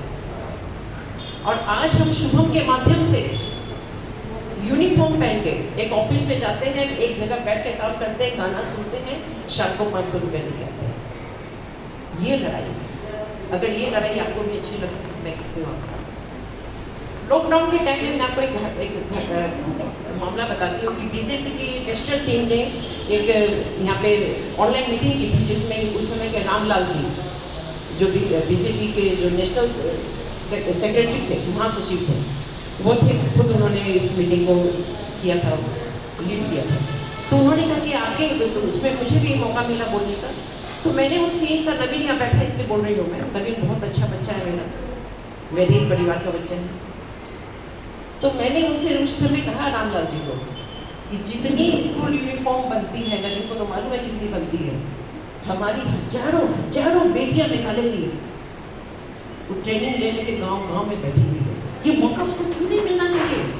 उसी तरह हर प्रदेश में, आपके आसाम में भी, अरुणाचल में भी, मणिपुर में भी, हर जगह मैं आप सबसे रिक्वेस्ट करूंगी, और कुछ न भी करें तो इन मुद्दों को अपने काबू में उठाइए। इस मुद्दों को, गांव में बैठी बेटियां भी आपकी हैं, आपकी 70% जाति आबादी गांव के अंदर, अगर वो सोई है तो हम कितने दिन जागेंगे? वो नफरत की दीवार गांव से उठती है और हम शहर में शांति की गुहार लगाते हैं।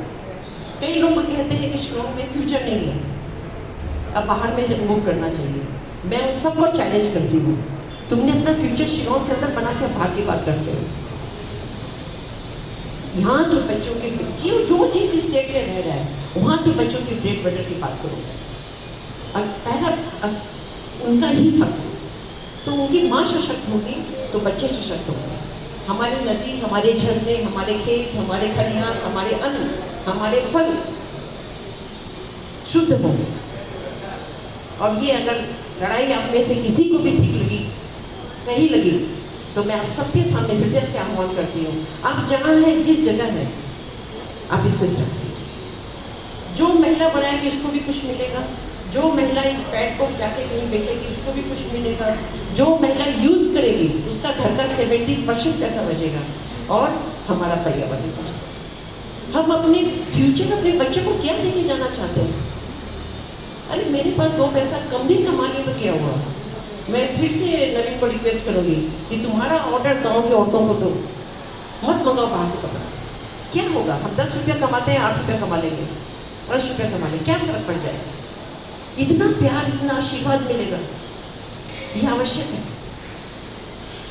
अगर मैं ज़्यादा बोल गई तो आप लोग मुझे माफ कीजिएगा, क्योंकि आप लोग को देख के जैसे कि एक बच्चा जब स्कूल जाता है तो माँ को लगता है ना कि एकदम फर्स्ट होके जाएगा, तो मुझे ऐसा लगता है कि आपने इतने बड़े पोस्ट पे यहाँ बैठाया मुझे, तो आप सभी कुछ करेंगे अपनी भाव को भाषा का रूप के साथ में। अब हमारी ग्रामीण जो छोटी छोटी बेटियाँ, महिलाएं, बच्चे जो हैं, आप जब गांव के अंदर झाँक के देखेंगे ना, वो चावल के साथ सिर्फ आलू ही अपने बच्चों को खिला पाती हैं, इससे ज़्यादा उनके पास नहीं। बहुत पीड़ा है, बहुत पीड़ा है। उस पर भी कुछ कविता लिखी है, अगली बार फिर मिलेंगे तो मज़ा लेंगे। Thank you.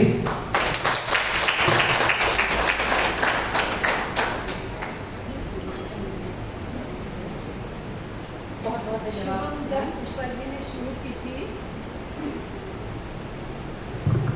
पुष्पा जी ने जब शुभम शुरू की थी उस समय मैं इनके साथ ही थी। इस बाद में बहुत बाद में फिर मैं वो हो गई, सुस्त हो गई, नहीं कभी कभी जाती हूँ अभी भी, लेकिन मुझे गर्व है कि शुभम शुरू करने के समय मैं थी। बहुत बहुत धन्यवाद मैम। और मैम ने जब कहा अपने वक्तव्य रखी तो हमें बहुत सारी ज़मीनी असुविधाओं से हमें अवगत कराया, तो बहुत बहुत धन्यवाद मैम। इसके बाद मैं सभी कवयित्री को, यहाँ पर डायरेक्ट में बैठे सभी कवयित्री को मैं अनुरोध करना चाहूँगी वो अपने आसन ग्रहण करें, अपने आसन।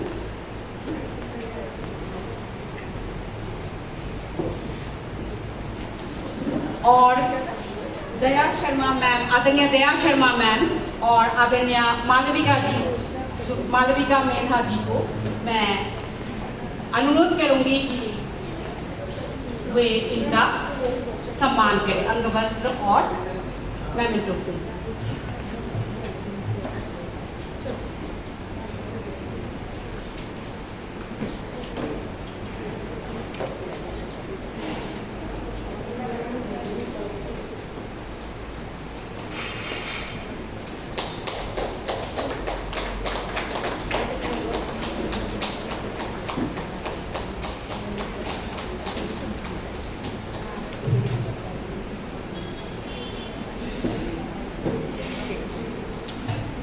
अरुणाचल से आई हुई पूना यामी जी को स्वागत करना चाहूँगी।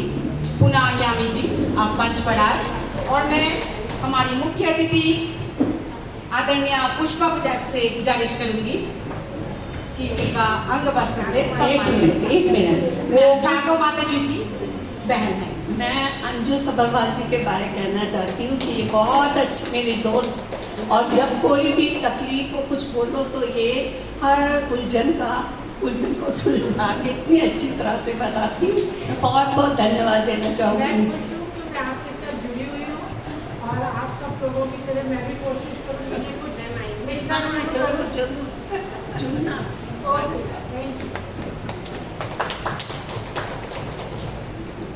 मैं अब एनेस्टेसिया कार्सन को स्वागत करना चाहूँगी मंच पर।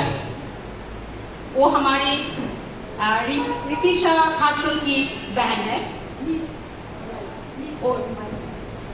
नीस है रितिशा कार्सन।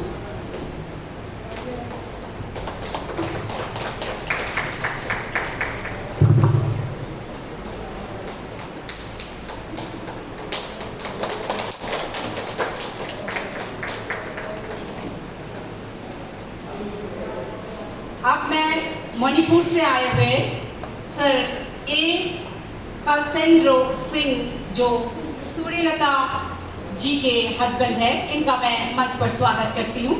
बहुत बहुत स्वागत है सर आपका मंच पर।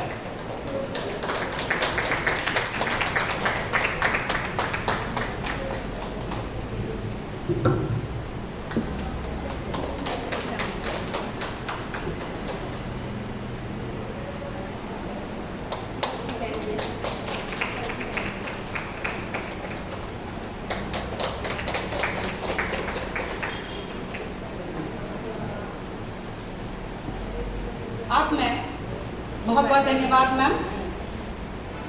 जो महिलाएं इस प्रकार की संस्थाओं के साथ जुड़ी होती हैं उनके पीछे कुछ लोग घर के परिवार के लोग जुड़े होते हैं। यह उन लोगों के लिए मंच के तरफ से एक सम्मान है।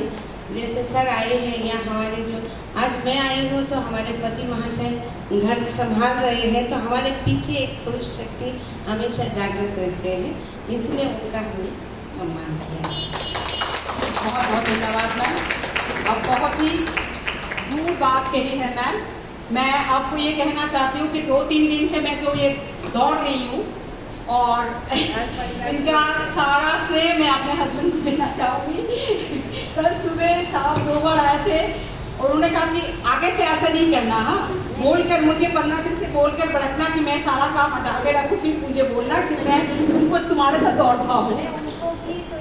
नहीं मैम वो आए नहीं है, क्योंकि उनको घर संभालना है। तो मेरे घर में 2 माएँ हैं, एक मेरी माँ और मेरी सासू माँ, दोनों माओं को आज वही संभाल रही है। तो उनका भी इस महिला काव्य मंच की ओर से हम आभार प्रकट करते हैं। अब मैं मंच पर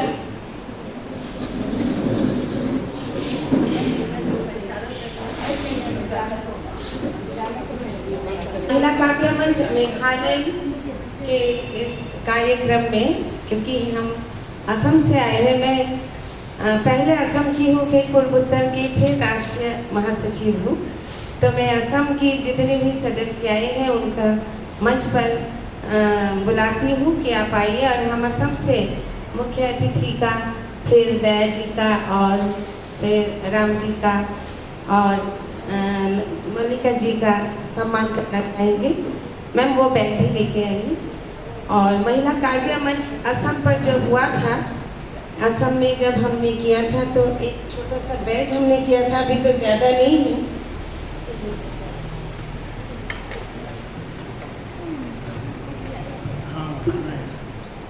कीमत अगर पैसों से चाहते हैं तो बहुत बड़ी नहीं है, लेकिन ये हमारे शिरोमणि है, इसे हम सिर पर रखते हैं और घर पर इसका आमतौर पर हम लोग व्यवहार भी करते हैं।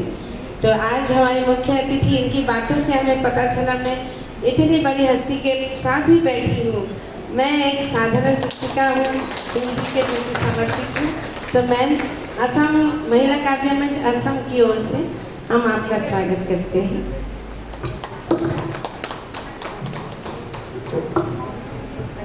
मैडम ने कहा है कि हम शिक्षिका हैं, मुझे लगता है सब कुछ कह दिया, क्योंकि आप सबने सुना ही होगा कि शिक्षक कभी सामान्य नहीं होते।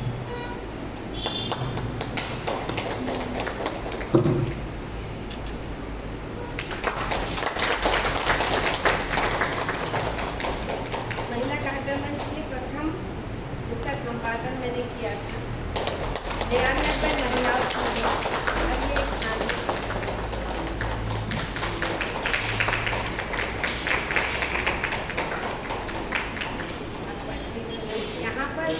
असम की 99 महिलाओं की कविताएं हैं और वहाँ के 80% असमिया महिलाएं हैं, जिन्होंने हिंदी में अनुवाद करके यहाँ पर हमने छापा है।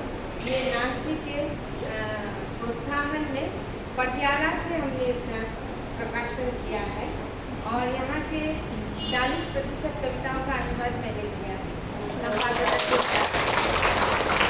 और इसका विमोचन नागजी के हाथों हुआ था। इसलिए मैं चाहूँगी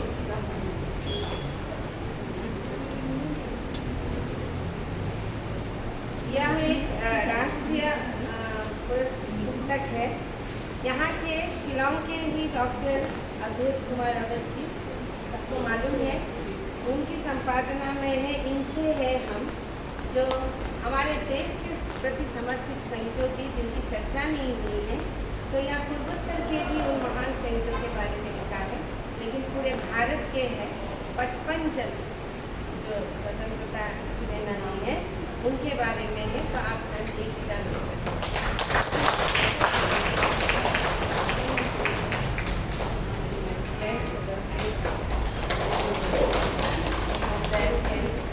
आज के मंच की शिरोमणि है दया जी।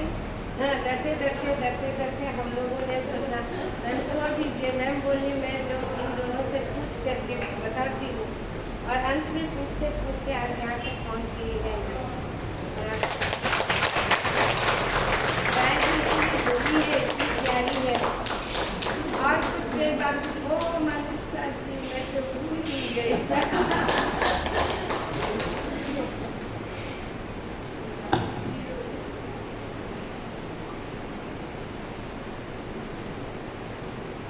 एक छोटा सा गीत ऐसे मैं लेकर आई थी, वो व्यक्तिगत रूप से है,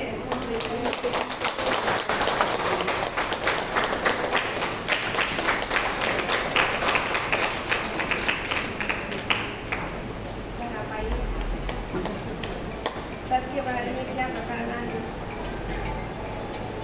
हर उस बात के लिए गणेश से लेकर राष्ट्र हम आपके आभारी हैं।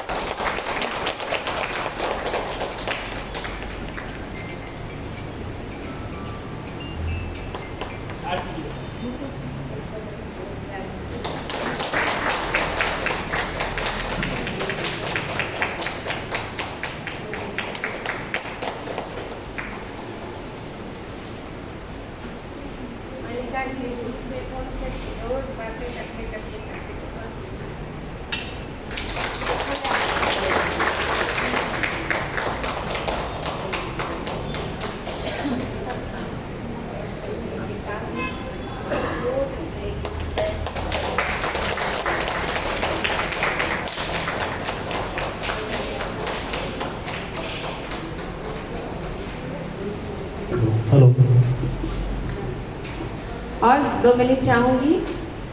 कागो बातों से मैं मिल चुकी हूँ, पहले भी हम लोग हैं। आज पहली बार मणिपुर से आई हुई मनीषियों से साक्षात हुए हैं, तो हमारा सौभाग्य होगा कि आप भी आइए और असम से एक गमछा लेकर जाइए। Ma'am please come, we are grateful to you people you have come. सो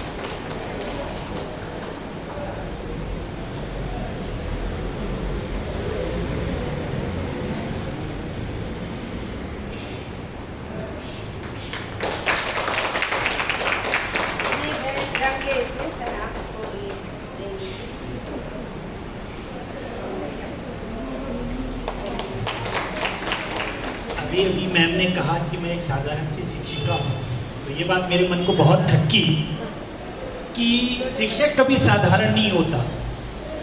अगर एक डॉक्टर अगर कोई अपना गलत काम करे, गलत डिग्रियां लेके करे, तो ज़्यादा से ज़्यादा 5-10 लोगों को जल्दी यमराज के पास पहुंचा देगा।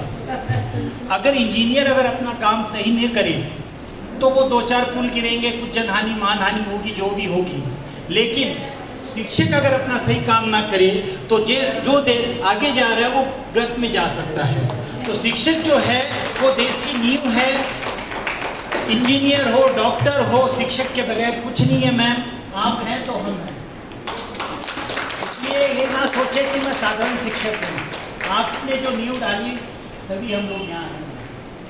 ये गुरुजनों का ये मैम।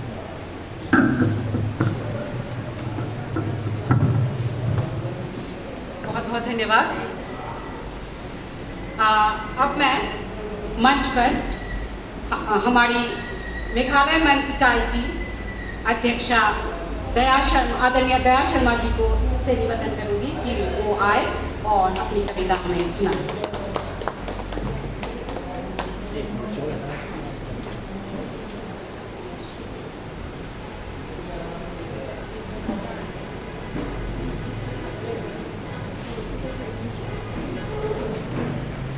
नमन करते हुए मैं उपस्थित सभी कवित्रियों को नमन, वंदन, अभिनंदन करती हूँ। बहुत खुशी हो रही है आप सबको अपने बीच पाकर। आप लोगों ने हमारे मंच को गौरवान्वित कर दिया है। तो लीजिए, मेरी छोटी सी कविता है, शीर्षक है मानवता ही धर्म। मानवता ही धर्म। क्यों देश में आज अनेकता में भी एकता है? क्यों देश में आज अनेकता में भी एकता है? हम कहते हैं कि हमारा देश अनेकता में एकता वाला देश है, तो क्या ये आज अनेकता में भी एकता वाला देश है? ये मुझे ना चश्मा पढ़ने वाला चाहिए, पढ़ने वाला है नहीं मेरे पास, लेकिन पकड़ना है। आज अनेकता में भी एकता है, क्यों ये प्रश्न बार बार मेरे दिल को कुदेलता है।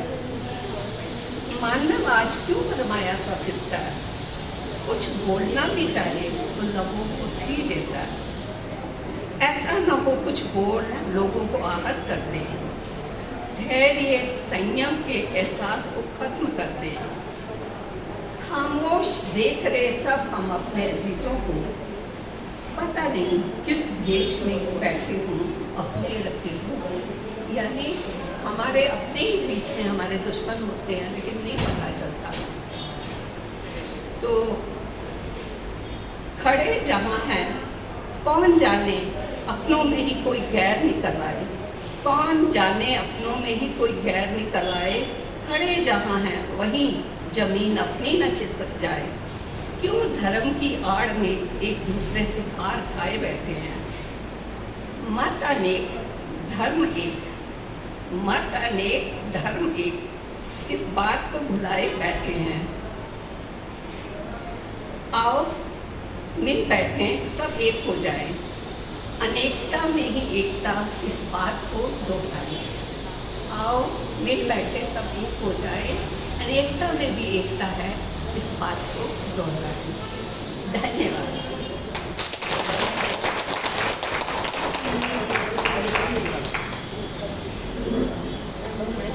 देर से जो हम जिनके संचालन में ये कवि सम्मेलन चल रहा था, तो मैं अभी दया जी के का आभार प्रकट करते हुए मैं महिला काव्य मंच मेघालय इकाई की मल्लिका दे से आग्रह करूँगी कि आप आइए और अपनी कविता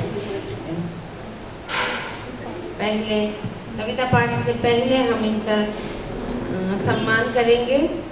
लेकिन सम्मान करने से पहले बोलना चाहूँगी कि ये जो कार्यक्रम है उसके पीछे मल्लिका जी अगर नहीं होती, मैं माफी आइए, तो शायद संभव नहीं होता। हर एक बात के लिए स्कूल से आते हुए रात के 9 बजे के बाद भी हम लोग बात करते थे। तो इनका तालियों से स्वागत किया जाए।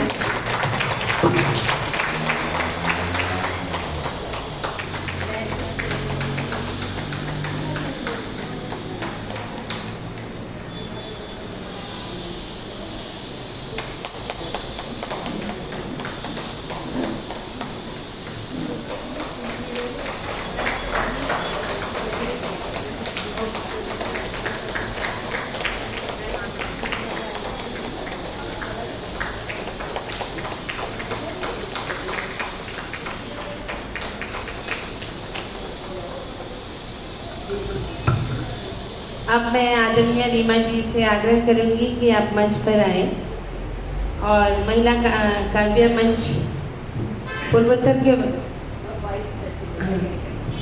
के वार्षिकोत्सव में आपका सम्मान करना चाहते हैं। आप महिला काव्य मंच मेघालय इकाई की उपाध्यक्ष हैं।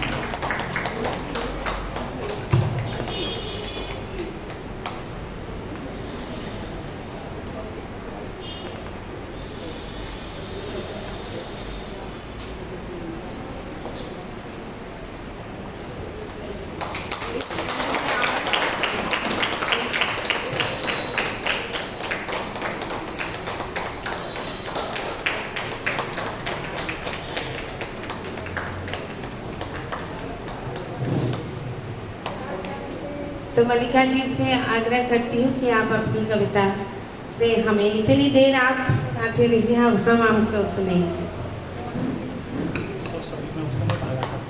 बहुत बहुत धन्यवाद मैम। मैं इतनी देर से कविता सुन रही हूँ।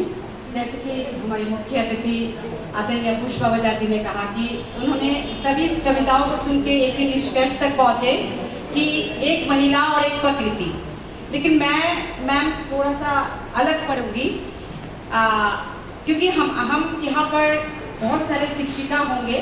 जैसे कि हमें पता है कि आदरणीय मालविका जी भी शिक्षिका है, मैं भी एक शिक्षिका हूँ। तो वे जो है मेरी कविता से बहुत रिलेट कर पाएंगे कि मैं जो कविता यहाँ पर लेकर आ रही हूँ, क्योंकि हमारे मन में, सबके मन में एक बचपन है, हम सब बच्चे हैं। और जो मैं कविता आप सबसे पढ़ने जा रही हूँ, मुझे लगता है कि आज भी हम उस चीज़ को बहुत ज़्यादा रिलेट कर पाएंगे। तो मेरी जो कविता है, कविता का शीर्षक है बाल सोच। गोलू सोचता है पढ़ लिख कर क्या ही होगा, पढ़ना लिखना मुझे ना बात था। किसने बनाया ये पढ़ाई, एक बार मिल जाए मुझे यदि वो, बना दूं मैं उसका कचूमर। माँ के साथ दिन भर काम करूंगा, पापा जो कहे पापा जो कहे सब मैं कर दूंगा, पापा के जूते चमका कर दूंगा, बस एक ही है शर्त, पढ़ाई के लिए मजबूर मुझे ना करे कोई। मोनू सोचता है विद्यालय जाना भाता नहीं, टीचर सब डरावनी लगती है, बस एक टीचर उसमें मिस प्रिया, काश में उसे अपने साथ रख पाती, सुंदर बहुत है वो, बात जब करती मिस्री झरती, चुप चुप कर मैं उन्हें देखता हूँ, वो कुछ कहे तो मैं खूब शर्माता हूँ। मोटू सोचता है जब भी बैठूं पढ़ने में भूख क्यों लगे इतना मुझे। मोटू सोचता जब भी बैठूं मैं पढ़ने में भूख क्यों लगे इतना मुझे भी लगती थी बहुत भूख जब भी मैं पढ़ने बैठती थी बचपन में। तो काश अभी समोसा मिठाई ऊपर से बरसे बेहिसाब, मजे से खाऊंगा किसी को ना दूंगा, खाते खाते जब भर जाए पेट मेरा, एक दो मिठाई समोसा छोटी को भी दे दूंगा। गप्पू सोचता हर एक विद्यालय को जंजीरों में जकड़ कर बंद कर देना है, सभी टीचर को जेल में डाल देना है, मम्मी पापा जब भी डांटे उनको भी डांटने के लिए कोई हो, नहीं तो वो घर छोड़ मैं चला जाऊंगा और आजाद होकर मजे से जीऊंगा। धन्यवाद। बहुत बहुत धन्यवाद। बच्चों का मन अपने पढ़ लिया, रोज हमारे ये काम है बच्चों के साथ और इसी से हमें प्रेरणा भी मिलती है। बहुत बहुत धन्यवाद। अब मैं आदरणीय रीमा जी से आग्रह करूंगी कि आप आइए और अपनी तरीका से हमें स्वागत है।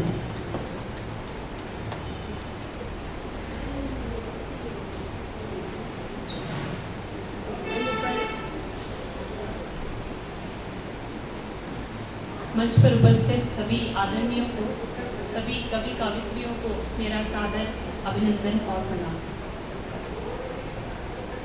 बिना कोई भूमिका दिए मैं पहले कुछ पंक्तियां पेश करना चाहूँगी और फिर अपनी कविता प्रस्तुत करना चाहूँगी।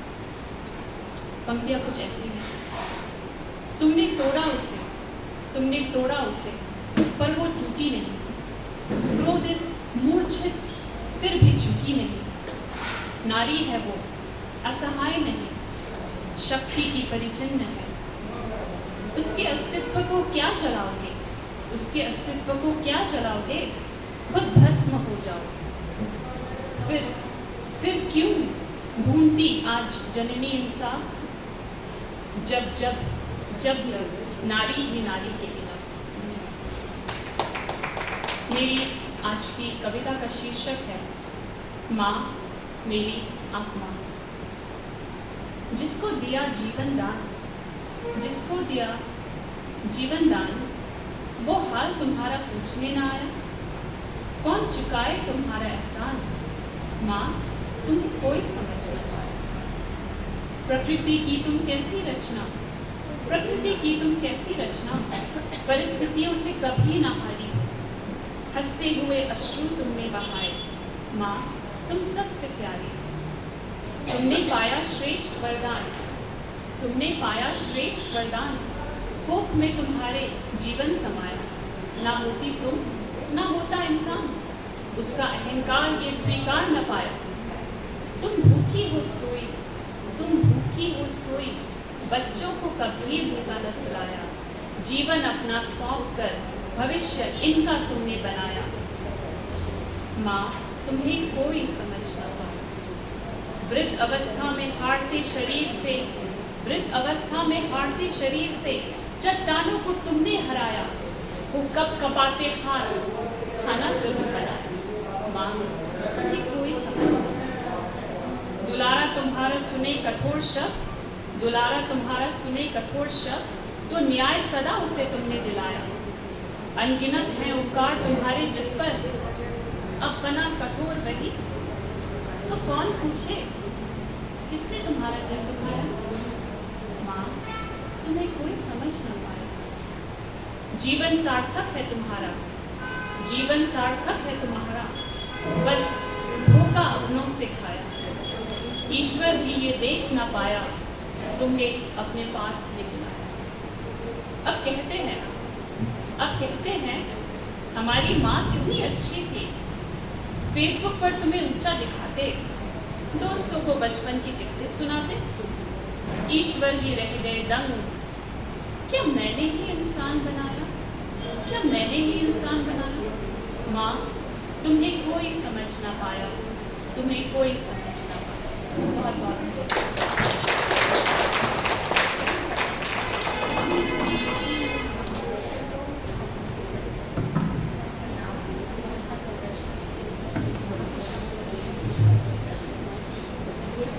हमारा और एक काम बच गया है। मैं सोचती हूँ कि मैम आपकी अगर आज्ञा हो तो मैं पूरा कर दूँ कि और एक जन को हमें सम्मान करना है। प्रीति पुरी जो सुबह से हमारे साथ लगी हुई है। मैम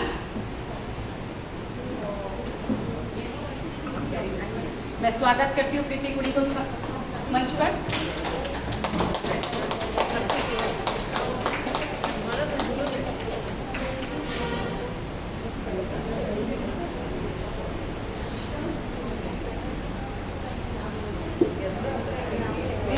कुछ कहना चाहूँगी।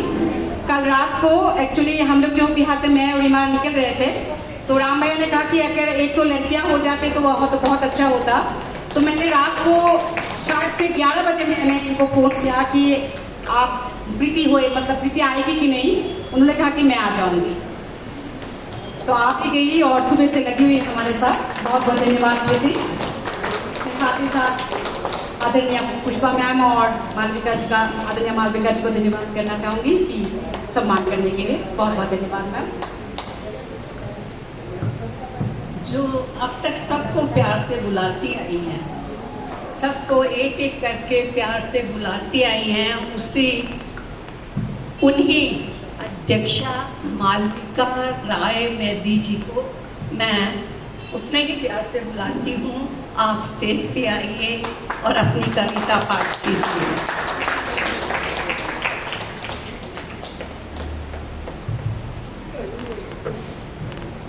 बहुत बहुत धन्यवाद आदरणीय दया जी। मैं बहुत बार बोल चुकी हूँ कि दया जी आप मुझे जैसे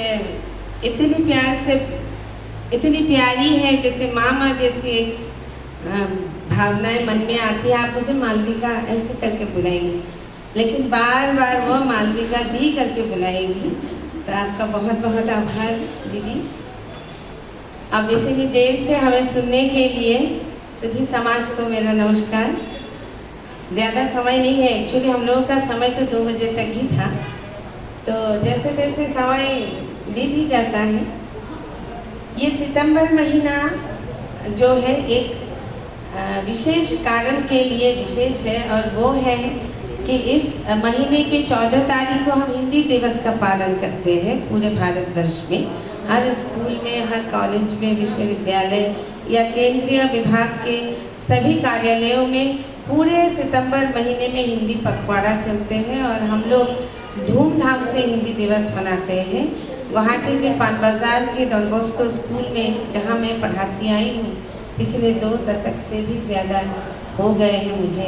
कल हिंदी दिवस है, अभी ये जो है कुछ उसका काम भी चल रहा था, तो मैं हिंदी के प्रति समर्पित 2 पंक्तियाँ बोलने के बाद मेरी कविता का पाठ करूँगी। छोटी सी मैंने पहले निकाली थी एक लंबी सी असम पर, अभी समय को देखते हुए मैं छोटी सी कविता का पाठ करूँगी।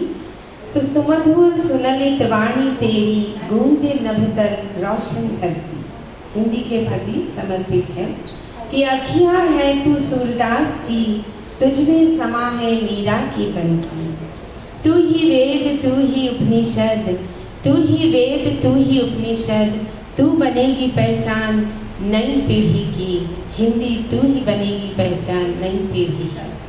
तो शारदे माँ को नमन करते हुए, हिंदी के प्रति नमन करते हुए, क्योंकि हिंदी हमको सबको जोड़ के रखी है, मैं अपनी कविता का पाठ करने जा रही हूँ। कविता का शीर्षक है तुम ही हो कविता। रूप रंग गंध स्पर्श दर्शाती, रूप रंग गंध स्पर्श दर्शाती, भावों की अप्रतिम तरंगिनी, शब्दों की झंकार अनुभवी, माँ शारदे की प्रिया तू बहुत है लाडली, नवरस की संदेशा फैलाती, तुम ही हो कविता, तुम ही हो कविता लस्य में। तुम में हृदय की वाणी है बसती, कलाकार की कला है निखरती। तुम में हृदय की वाणी है बसती, कलाकार की कला है निखरती। हर उम्र की तस्वीर झलकती, निराशा की लहर को डुबोती, उम्मीद की रोशनी जगाती, तुम ही हो कविता, तुम ही हो कविता गुणवती। अब अंतिम है, दशों दिशा तुम्ही से उभरती। हर तरफ कविता ही कविता चाहिए, कवयित्रियों से ही पूरी दुनिया भरी है। तो दशों दिशाएं तुम्ही से ही उभरती, कण कण में समाई है धरती। भटके हुए को राह दिखाती, मानव को जीना है सिखाती। भटके हुए को राह दिखाती, मानव को जीना है सिखाती। प्रकृति पे सजीवता है लाती, तुम ही हो कविता, तुम ही हो कविता प्राण गायनी, तुम ही हो कविता प्राण गायनी। नमस्कार,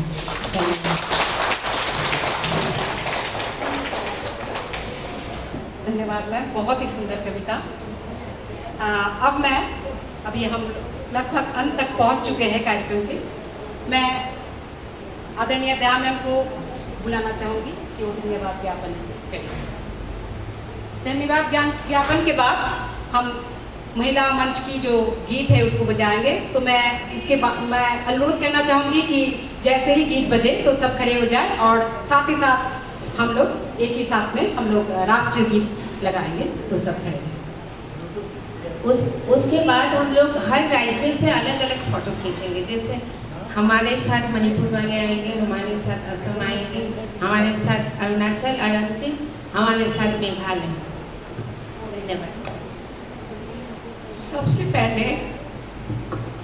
पहले मैं धन्यवाद देना चाहूँगी उन सब कवित्रियों को जो मणिपुर से और अरुणाचल से, असम के डिफरेंट पार्ट से आई हैं। इतनी दूर से आके भी इतना धैर्य और संयम रखा हुआ है कि सबकी कविताएं बहुत प्यार से सब सुन रही हैं। बहुत बड़ी बात है। और फिर मैं धन्यवाद देना चाहूँगी मालविका जी को, जिन्होंने हमें बहुत सहयोग दिया। कभी राम जी उनसे पूछते थे, कभी मलिका और कभी मैं पूछा करती थी। बहुत सहयोग दिया, इसलिए मैं उनका धन्यवाद देना चाहूँगी। और धन्यवाद दूँगी पुष्पा बजाज जी को। जैसे मैंने एक बार हमारी मुख्य अतिथि बनने के लिए कहा, उन्होंने सहर्ष स्वीकार कर लिया। ये हमारे लिए बहुत बड़ी बात है। और ये धन्यवाद दूंगी ये मल्लिका जी को, रीमा जी को, राम जी को स्पेशल धन्यवाद, जो मेरे साथ खड़े रहे और जिन्होंने बहुत बहुत काम किया। तो ये जो है मेरा, मैं चाहूँगी कि अब इसके बाद हाँ, ये हमारा, मैं पहले अभी भी कहना चाहूँगी कि ये हमारा प्रथम प्रयास है, इसलिए इसमें गलतियाँ हो सकती हैं। तो आप हमें माफ़ करेंगे। हम फिर मिलेंगे कभी कहीं भी इसी तरह। तब तक आप स्वस्थ रहिए, सुखी रहिए, हंसते रहिए और हंसाते रहिए।